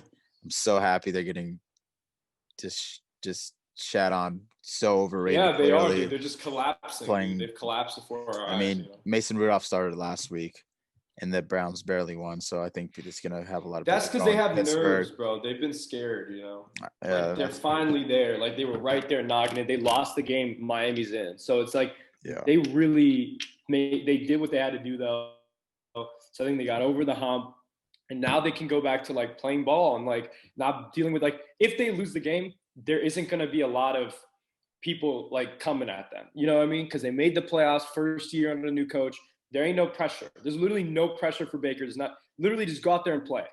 On the case of the Steelers, in the case of the Steelers, there's mad pressure on them. If they lose this game with everyone healthy now and they can't get an offense going, then they're going to start whispering. There's going to be whispers again, like, yeah, fire the coach, fire Mike Tomlin. I don't think it's even his fault, bro. I think it's just they got some players there who are too immature to actually make plays. You know what I mean? Dude, and do what they need. Yeah, Juju particularly. That guy needs to chill out, dude. Like, come on, you're a UC Trojan. You're supposed to have some sort of respect for yourself, and you clearly don't because you're acting a fool.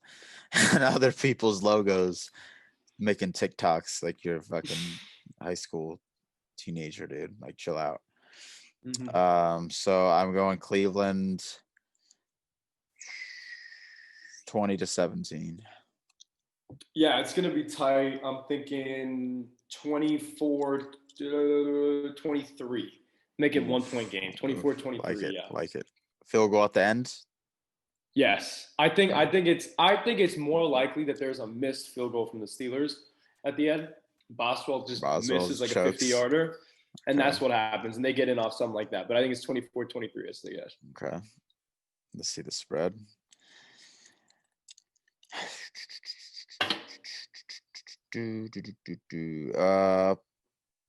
Pittsburgh -6. Wow. So definitely taking that. 46.5 points. So taking that too. Okay. Yeah, I'm at 47, right? So what do you think about the Colts and the Bills, bro? Colts and the Bills. Blowout. I think it's a blowout. Yeah. I think it's the biggest blowout of all the games this year. Like the Bills are playing hot right now, bro. Yeah. They're playing hot. They're clicking.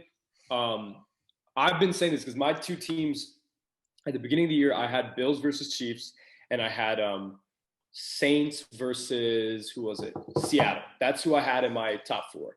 I think I might change the Seattle to the Packers now, but I think on the other side, I'm sticking with that because I think the Bills are just playing dominant football right now. And they have the one issue, their weakness is their running game. They don't have a running back. They've got Zach Moss, Daryl Singletary. They got this other guy now who's stepping up. They don't really have that like premier back, which they could use. Yeah. And so it's all like the offense is heavy on Stephon and Cole Beasley and these boys, like trying to make the plays necessary. And the worry with that is that, you know, the Colts have a pretty good like front seven. So can they, minimize the run enough to where it's only pass heavy, and that if that's the case, the game could get closer. But I still think like Buffalo's just clicking right now. I'm gonna say like I think it's a pretty big win. I'm gonna go 41 to maybe 17. I'm gonna say absolute blowout. Dude, it's cooking too. Jonathan Taylor's going ham the past like 34 weeks. That's how they're gonna win the game. If they control the ball, time possession, they just run, pound down Buffalo's throats. It could be the only way they're gonna win is if it's which is like a 20-17 win, which is not gonna happen. Yep. I think it's gonna be very low scoring in that case because old man Rivers can't ball anymore. He ain't the dog anymore. He could just hand it off and not throw. That's who he is. He's a game manager, and that's okay. Like you're in your 16th, 17th year, you can totally be a game manager. Like I'm down with that. But I just don't see it for them. I'm thinking it's 30-13 Buffalo. Yeah. I think this is going to be the biggest blowout of the whole postseason, I think. Yeah. Because I really like the matchup for the Bills. If the Bills had gotten, let's say, I think the Bills could have beaten the Browns pretty good too. But I think if the Bills had gotten any of these other teams, I think it would have been a closer game. I think the Colts are the only team where if they can get the running game, then it can be a game. But if they can't, it's over. Like they're washed. Like it's going to be bad. So I think that's what I would predict would happen. So then we got Baltimore, Tennessee. I'm for sure Baltimore. Actually, not for sure. I don't know this game because they're both. I don't know what you're gonna get. Who knows what team you're gonna get? Exactly. Baltimore is not gonna win the championship, but they could win this game because they're not. No one's beating the fucking Chiefs here. Like Tennessee or Baltimore has no shot. So they're playing for this game basically. So, I don't know, man. Tennessee is just like an enigma. You don't know what you're gonna get. Tannehill, I don't trust Tannehill. Again, they're gonna win with ball control. Derrick Henry just pounding the rock with him, 35 carries, and then Lamar is gonna have to just figure out how to make some good throws and run. Yeah, that's the thing though, bro. Because their defense isn't good. It's actually okay. Baltimore's defense is not bad. But both defenses have some solid players. They just haven't been performing well. Like David Clowney's been horrible, trash. I think he has 2 sacks on the year or something crazy, and they gave up a lot to get him. I think AJ Brown and Corey Davis are good. Jonnu Smith is good. So Tennessee and obviously Derrick Henry, they have good skill players. But Tannehill, I don't trust Tannehill. Lamar, I don't trust his arm yet. So it's going to be a toss-up here. I think let's see the spread before we make a choice here. So it's Baltimore's favored by 3 points. 54. Wow, high. This is a high scoring. Yeah, I guess that's probably what they got? Makes sense. 54. Yeah, I wouldn't be surprised. 54 points. 54. The highest at any game. I think this could be a high-scoring game. I think it's possible. But I also think it's possible that Tennessee runs the ball effectively. I think Lamar, the worry with him is he's 0-2 in the playoffs. He's lost to Tennessee already in the playoffs. So my worry is that he doesn't get over the hump. The question also is they've been a sneaky good team this year in that the games they've won by a lot, by double digits. So if they win the game, I don't think it's close. But I'm going to give Tennessee the upper hand. I'm going to say Tennessee probably 30-27. That's where I'm going with that. So 57 points up there. But I think 30-27, Tennessee wins. I'll roll with that score too. That sounds about right. That sounds good, right? Just like a clean score, you know? I don't know who's going to win, though. I haven't made it sure. That's the one game I'm the least sure about because that's where if Lamar plays good, they win. If he can't, if he doesn't show up again in the playoffs, they lose. That's it. It's like that simple, I think, to me.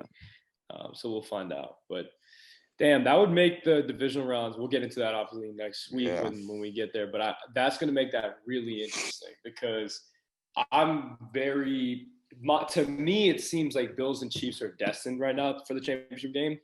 And it seems like that could be a game. Like that could legitimately be a game where the Bills could make enough noise that they keep the game not just competitive, but they take a lead, and then the Chiefs are playing from behind, which they've done before. But if that happens, I would go with the Chiefs. I don't want to bet against Mahomes. I'm never betting against Mahomes, but it's like that would be a hell of a game.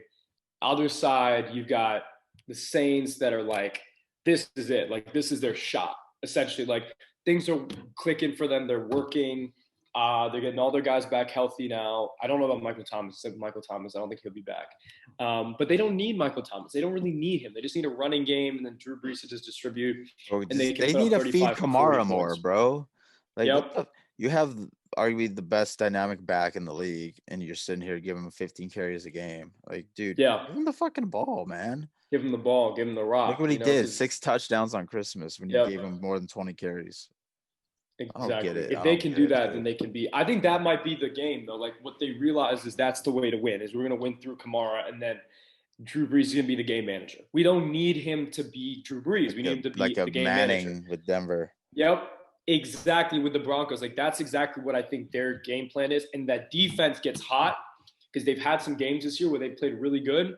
If they can get hot here, I can see them being that. I can see that happening where they can make it to the Super Bowl. I just think, I think if it's them versus the Packers also have a play there with the offense.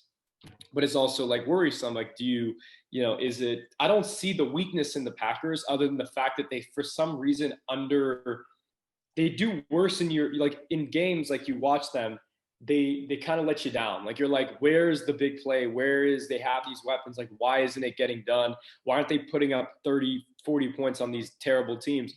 And it's like, maybe there is something wrong there. Maybe there's a problem there, but offensively, they shouldn't have a problem. Defensively we'll see what would happen there. Cause that's where I think could be the problem. If they give up a lot of yards to like a Kamara or something like that, then the game just changed. And without the fans at Lambeau, home field's kind of irrelevant. That could help the Saints. So I see one of those two teams there. Right now I'd book it. I would probably guess it would be the Saints versus the Chiefs, but the Packers versus the Chiefs would be a better Super Bowl. That would be a more interesting Super Bowl, because then we can talk about the two MVP candidates going head to head, and that would make it more interesting, I think, to me, in my opinion. I agree, man. I agree. I mean, I ultimately, end of the day, I'd like to see a Brady Mahomes Super Bowl. But who knows with Tampa?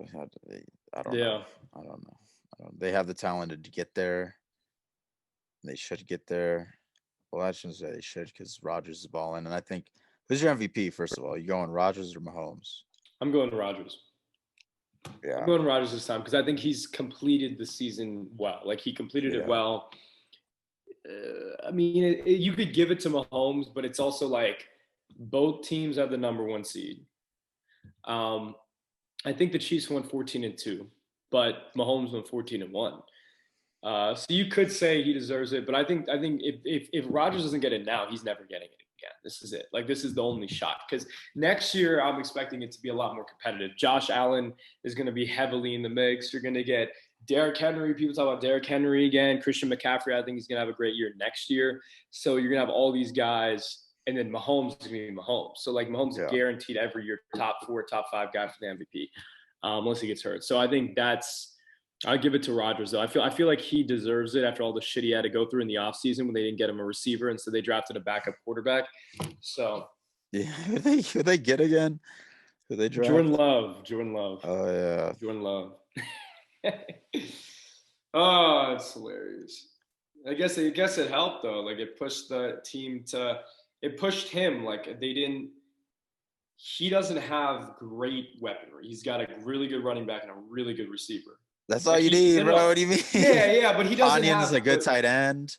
Yeah, I know, but he doesn't have, like, they could have drafted instead of the quarterback. Yeah. They could have drafted Justin Jefferson. They could have drafted one of these good, first round receivers we've seen from this year. They could have done that and given him an extra weapon or something. Yeah. They chose not to do it. Like, they're kind of building that team. They don't want to spend a lot of money maybe in the future. I don't know what they're trying to do, but so they gave him, and through his career, he's had good players, He never had a bad, like, weapon, like a receiving core or bad running. Like, it's always been here and there, this is definitely the best because you've got like the number one receiver and a top 3, back.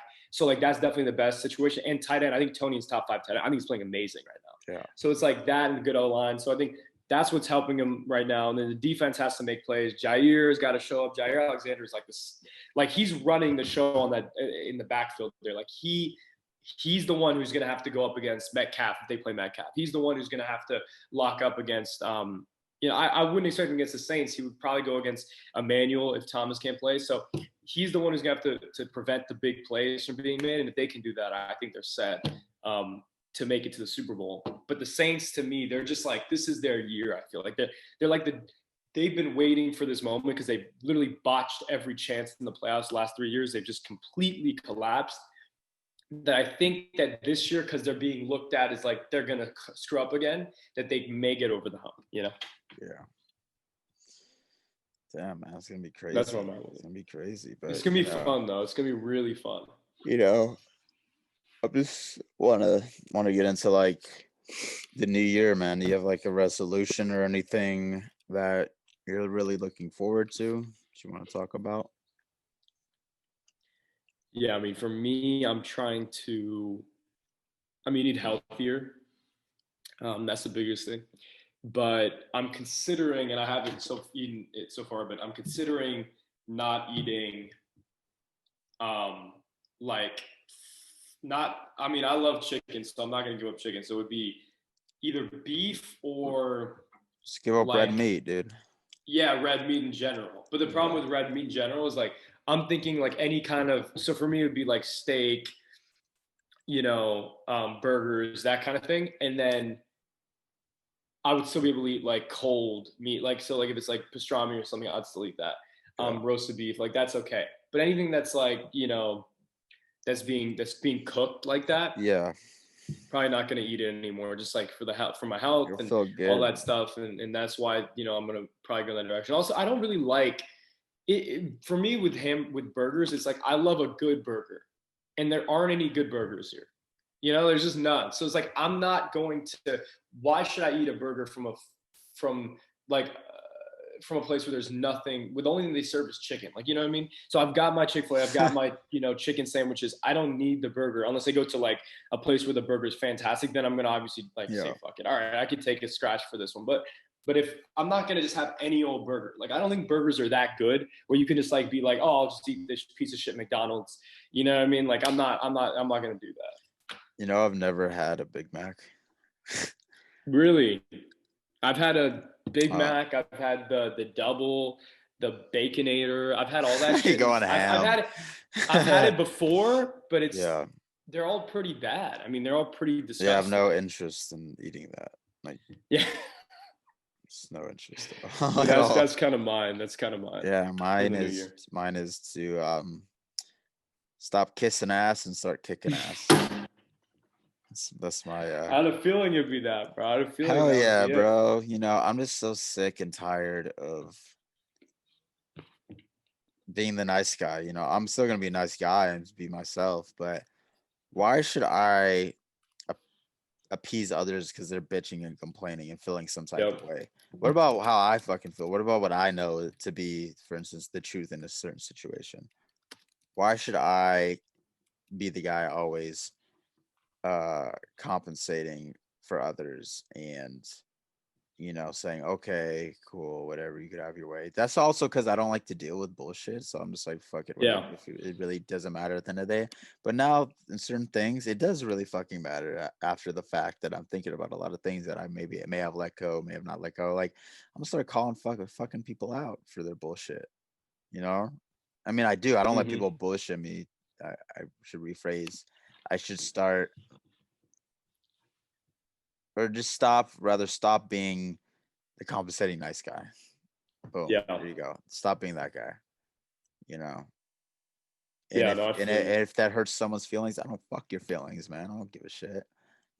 What about what the fuck I care about? Exactly. Why should I let my emotions be blocked for your benefit? No, I feel you with that, bro. I think you've got to just get the bullshit out the way. Just clear the bullshit. Yeah. We're not in this is not we already got all this shit in the air, you know, pollution. Like, we don't need more bullshit in the air. You know what I mean? We don't need this stuff. This is exactly. It's just it's stank. It's stanky, bro. It's stanky. You know, we don't need it. Just keep the good shit like in your life there, and just bury the bad shit. Just get it out the way, because it only causes you headaches. You know what I mean? It just causes you more annoyances, and then you can focus on the things that matter, and then those things, they get better. So I'm with you. Like, that's where I'm at. Like, I'm trying to figure out, you know, with me starting, I'm gonna start up working in February. Like, how do I get on that schedule again? Like, get back to the grind, and just like be there and be in the moment. You know, be there and be in the moment. It's been a tough year for me and my family. So like, we need to kind of work together and like making sure that we're every day, like just saying little things like, I love you, or, you know, I'm glad to be here, or things like that. And I think that's what family's about. That's what this year has shown me, is like, don't take anything for granted.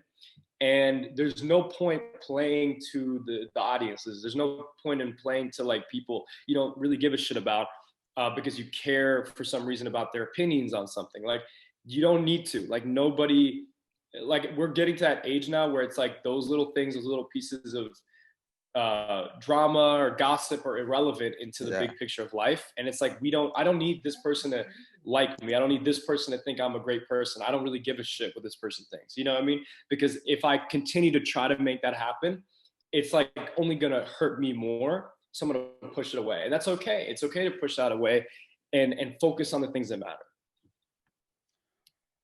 I agree with you more, dude. You know, it's like, I mean, obviously you hit on a lot of good points. I think that live in the moment is the main thing, and that's what I always say to people. Like, you're out to dinner with some fucking somebody. You're hanging out at the house with somebody. You're doing this and that instead of sitting on your fucking phone. Somebody's talking to you. Put that shit away, man. You can look at your phone next 5 minutes from now, whenever it is. There's a time and place for everything. And just live in the moment, be aware of your surroundings. And my mom always keeps saying this one thing: know your audience. So know who you're with, how you should speak to this certain person, how you shouldn't speak to this certain person, what their interests are, what their interests aren't, and just know people, get a sense and get a clue with that, and tune in to the right um wavelength of different things and different situations. And it's just like, tune into the frequency, not wavelength. Just trying to look for the word. But yeah, dude, I'm like, and the thing that also pisses me off, dude, with these situations is like, yeah, what grinds your gears, bro? What grinds my gears? It's just people that like I allow to get their way, and then they act like they start becoming demanding and acting like nothing happened and you didn't just fuck me in the ass, you know. Sorry, that's metaphorically little metaphorically speaking, a little too explicit there. Apologies for that. But that's how I felt, you know. I don't know how it really feels, but like, that's like, you know, maybe that's how it probably would feel in my head. You know, it sucks. It doesn't feel nice. You know, I don't want that for myself. Yeah. But now you're just concentrating on the fact you said that shit. Oh my god. Who cares, Jesus. bro? I don't care. It's an open mic, man. It's open. If you get offended by that, no, I don't think anyone's gonna get offended by that. I don't think. And that's the other thing, really like offensive. you know who would probably say, "Oh, you should be saying that shit, dude." Fuck. No, you know who, bro? His name Baltimore, bro. Can't say his name. Bro. No, it's all love, but it's like it's just like people stay in your lanes. Like, it's like stay in your lanes. That's the only thing I would say. Like, I'm not trying to get involved in that shit because it's like has nothing to do with me. But it's like, just stay in your lanes. Like, stay in your lanes. Like, if this is a situation between you and somebody else, like, let that person, like, if he really cares, like, talk about it and confront you over it. That's totally fair. That's game. That's life. And he should. So, but don't like get into other people's businesses because you want to make a point, or you're trying to be sneaky, or you're trying to have fun with it. Like, that's not, I can respect the idea, but the way you go about it matters. And if you go about it in a way that's like trying to cause more drama than it actually is to help, like, then it's a waste of time. You know what I mean? Like, it's not good for anybody. And like, I feel like, you know, the things that we have that connect us are important, you know, like fantasy sports and this, you know, the podcast and other stuff. Like, these are important things like that keep us together. and And we that's want to have more of those conversations, and so we can work these things out in a way we might not have done it, may not have done it, yeah. when we were in college. So that's it. And that's the thing too, that the point of that is you know just why do I have to fucking feel bad? Why am I gonna allow you to quote unquote win? Hmm. And why do I have to sacrifice something when I know for a fact my truth is the truth? It's real. How are you gonna put words in my mouth, ideas Yeah. in my head that just aren't fucking true? And why should I accept those for Hmm. reality when I know they aren't? And that's a lot of the time. A lot of the times, I find that happening, not directly with me, but just in this country as a whole, bro. You have this fucking guy in office talking bullshit out of his ass all the Bull time, jive. and people are believing it, and he's saying that's the truth. Yeah. Like we mentioned the votes to whatever 2 hours ago when we started the show today. That was crazy, dude. That call was Acting like unreal. I'm quoting here, mob boss. Yeah. And it did, dude. It sounded like fucking Al Pacino, De Niro, talking down to their subordinates, like, get this shit done, or there's gonna be some consequences, not directly but indirectly. That's what he Yeah. was inferring. But then you're gonna have the deniers and the haters. He wasn't inferring anything. He didn't say anything. He just saying facts. There is votes. There are votes. There are hidden votes. Yeah. Yet there's no data that suggests that the Mm. experts, quote unquote experts, saying like basically, dude, you're crazy, you're so out of pocket here, you need to just stop this now before it gets worse. And then of Hmm. course he's Yeah. exposed, and they're saying you shouldn't expose a president like that. Da, da, da, da. Like, I just don't understand. Like, what is it gonna take for these people that are just clearly delusional and so just like caught up on the bullshit of it all because they Hmm. like the drama and they crave argumentative tactics from their leader.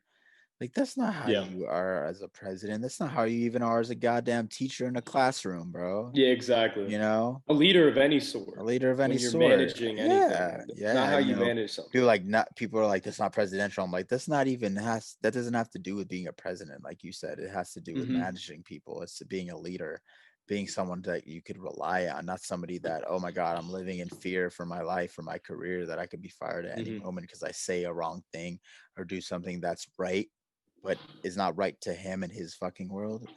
And Yeah. that's the thing, like, and why a lot of people want to be their own bosses, work for themselves, because a lot of times you get in these unfortunate situations where you have a boss or a manager that is just so difficult to work with, and no matter what you do, nothing's going to appease them, and they, Hmm. for whatever reason, have the power to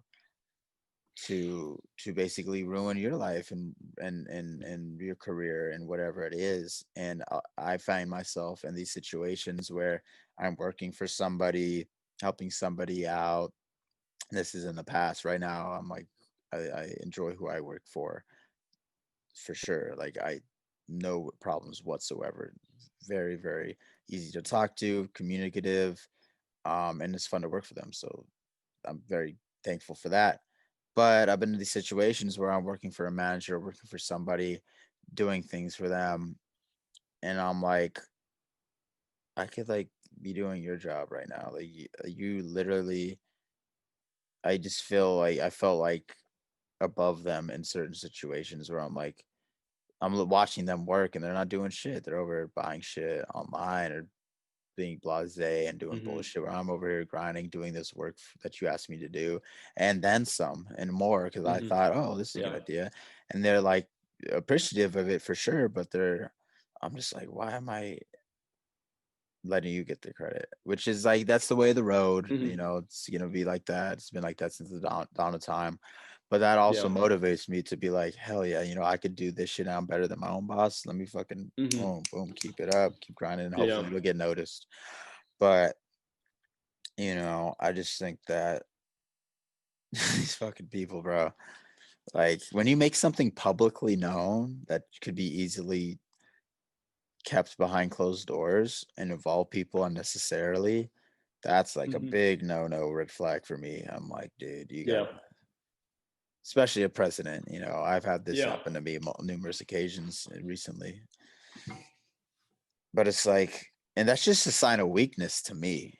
I Yeah. think that's a sign of weakness. Like if I were to have some problem with you, bro, for instance, and I got in a fucking group chat and exposed something that I thought you did that may or may not have been true, but I thought it was true because I was angry and upset. So I made a lash out and exposed you to not only keeping it between you and I, but everybody else in this particular group chat or this particular outlet. So then you could have these people be like, oh, what the fuck is this? Let me get involved in the drama. Because again, people crave drama. People like to cause problems. People like to pick and choose sides. Pick sides. That's the thing too. Instead They of love just picking fucking sides. looking at it and being, okay, this clearly doesn't involve me directly, and let me not get involved. But people love to be involved, man, because they have nothing better to do.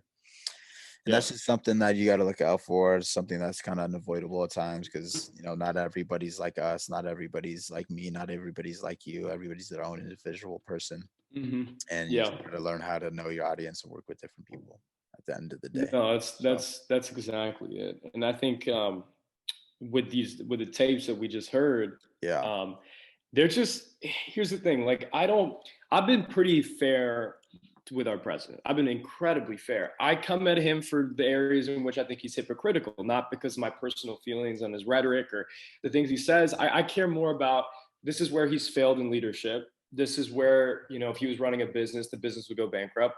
This is where he's just lying for the sake of it. And this is where he's fooling his voters. And that's the way I look at it. And I'm like, pretty straightforward. But this to me is like cutthroat. Like he's literally asking the Secretary of State of Georgia to find him 11,478 votes, one more than he lost by. And there is a level of which, like I've always said this, like he could say the N-word. He could say he could kill somebody. He could do all these things, and there would still be a portion of America that's like, no, it's not true. Or if he says it's not true, it's not true. And it does not fundamentally matter. And I think that's the thing that we don't get, is that people love that culture. They love that personality, and they're more willing to risk everything they have on that than anything else because they want to be part of something. It's like, we learned this back in school. I can't remember exactly what the term was called, but it was basically like success by association. I don't know if you remember this. It was something similar to that. It's like you want, when you see someone win, you want to be associated with that. You know what I mean? If you see, your team, like you want your team to win. It's like that kind of thing, like wearing the jersey the next day, after your team won. It's like those kind of things. Exactly. It's like prideful. And it's like, that's what it's about. It's about more about that than it is about anything else, about fixing anything, about talking about issues, nothing like that. And you're going to have a section of this country that continuously will disagree with the logic and the facts. And that is what it is. And I'm not going to look down on them because I don't really care. If they're not going to accept the problem, then there is no debate. There is no conversation. There is no working together. It's hard. But what I won't do is I won't just throw them away. I won't trash on them. I'll just focus on the other stuff. I'll be like, okay, so, we'll let him shoot himself in his foot, and let's see what Americans think. People who are just normal people in the middle, because the extremes can say what they want to say. At the end of the day, it's going to be those people in the middle. It's going to be the people who are independents. Those are the people who are going to be making up their minds on whether or not these figures are worthy of their respect, of their approval. And I've seen his approval go down now since the election. I think that's twofold. One, because he lost. And when you lose, he doesn't have the same effect anymore. It's almost like that effect, like you want to attach yourself to the winner.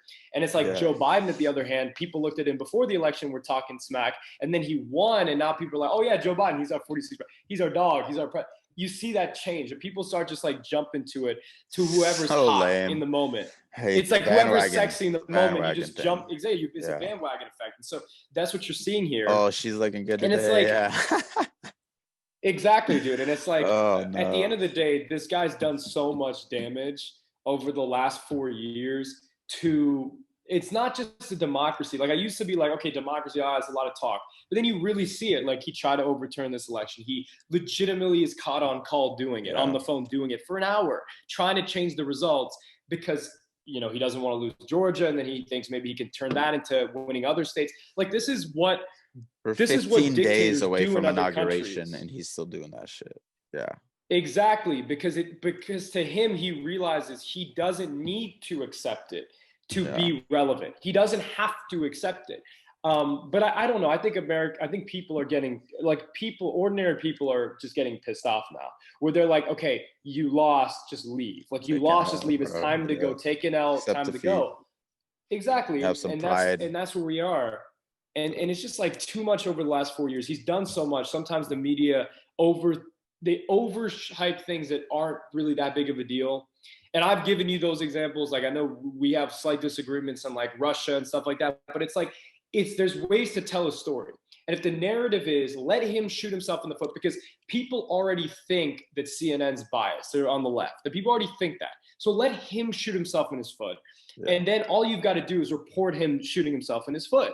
And that's it. You don't need to make it a big spectacle, but they can't handle themselves because it's too much money. And it's like, oh, if we just talk about him every day, well, that's part of the reason why you've got this counter effect where, you know, you're going to have a small portion of like 15, 20% of Americans that are going to agree with him anyways. But then you're going to have this other percent of like 15, 20 that are like, okay, they're waiting, they're seeing, they're like, okay, which side should I pull to? Well, CNN's kind of biased, so I'm just going to go with him. Like it becomes this thing where it's like people pick their sides, they pick where they are, and there isn't a real form of like discussion and really going into like, okay, so now that the election's over, how are we gonna deal with coronavirus? How are we gonna deal with this? How are we gonna do this? Instead, it becomes like, you watch it, what's happening right now. Politicians are in this position where they know they can get away with with bad votes and stupid shit. They know they can get away with it. They could get away with it for 4 years because all the spotlight was on Trump. Yeah. So basically they could do the worst shit and the media ain't ever gonna talk about it. Now it's like with Biden, he's not as much of a disruptor. He's much more of like a cordial person and the light won't be on him as much, where I think there will be more intricate discussions of like policy and debate of like issues and how we move forward. And so then the spotlight will be shined on Congress more. And that's good. We want the spotlight on Congress because the truth is, in my opinion, is presidents change every 4 years. Every 4 to 8 years, presidents come and go. Damage can be done and then revoked. But the Congress stays. Them motherfuckers been in power for 50, 60 years, some of these people. They do not care. So at the end of the day, if there's more energy and spotlight on that Congress, because there's so many people that have allowed for Trump to do this. There's a lot of people that have questioned him, that they don't question him when he does things like this. It's not all on him. He's just doing what he thinks is going to make him more popular. And the people in the Congress, they're deciding their own political futures and they're making decisions on how they want to be looked at. And so that's where the real juice is. That's where everything really is. That's where the money, for stimulus is. That's where all that shit is. It's like all this other stuff is just talk.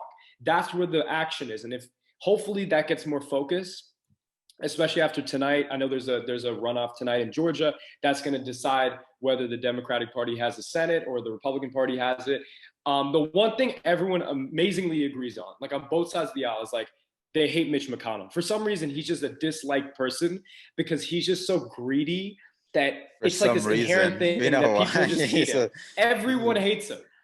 It's unreal. And so hopefully he doesn't have that power because he needs to go. He is, in my opinion, the major kind of reason for why things don't happen is because he has his pulse on everything. He's got the donors are in his pocket, or he's in the donors' pocket. He does all their bidding, and he doesn't want the name recognition. He doesn't want the fancy media attention. He wants to sit in the dark in his little chair, you know, like with his hoodie on, like Sidious, and just running the whole show. Seriously, this dude is like Palpatine. This is literally like Palpatine running the show. He created the wars. And then he created them fighting each other without even knowing the Galactic and the Republic. And it's like, this is who he is, and he's a genius at doing it. And this guy his power needs to be stripped. And that's the only way you can really cut through the bullshit. And that's what needs to happen now, is cutting through the bullshit. Because after Trump's gone, it's like, now it's time to refocus our energies. And we're also in a pandemic where people are dying and struggling. And we talked about Jojo today. He knows damn well what's going on in New York. I mean, this is real bad. shit. Now, it is bad. Well, LA is the worst right now. LA's, yeah, exactly. The fuck, dude. I heard, well, let me rephrase that. I know think about a handful of people just got COVID like last week, you know, and I'm like sitting here like, well, that's because I'm watching your stories and you're at fucking up parties and shit. Like, what Mhm. did you think was gonna happen? Yeah. Stupid. It's so dumb. Very avoidable. Like I hang out with some friends, but like very low key. I don't go crazy. Hmm. And if you, I think like if you're gonna have more, like say for New Year's, if you had a party or whatever, make sure everyone that came through got tested prior to, and you're good. But at the end of the day, this vaccine is coming out. A lot of people aren't taking it. Like first responders aren't taking it. I mean, some are, some aren't. Anti-vaxxers. Anti-vaxxers, which is like, why is it? There's got to be all these different clubs and crews and cliques. It's like a click, bro. It's You're stupid, fucking with my bro. click, man. You ain't Damn, putting a man. needle in my clique. Like, I don't know. These people are crazy, wackadoos, and we can talk more about them next week. See what happens with this week. But I enjoyed Yeah. the show. The show was fun, bro. Today, Jojo was Yeah, cool coming man. on. I had a good It was time. good. It was good with just the boys right here, man. Yeah, Just talking about this shit, and yeah, good to have Jojo on because that was really cool listening to kind of yeah. like hit the entrepreneurial side of what's going on the ground there, and that's great. And so yeah, man, just glad to be here. Glad for the new year. Excited for the new possibilities of this podcast, and getting this content out there so people can really just kind of Absolutely. hear what we're about, hear what we talk about, and see what the reception is. Yeah, so anyway, happy New Year's everybody. This is PNT signing off. I'm gonna drop some info for Chops, JoJo's company, in the comment section. Like, subscribe, do all that jazz, and thanks everybody. Have a great rest of your week.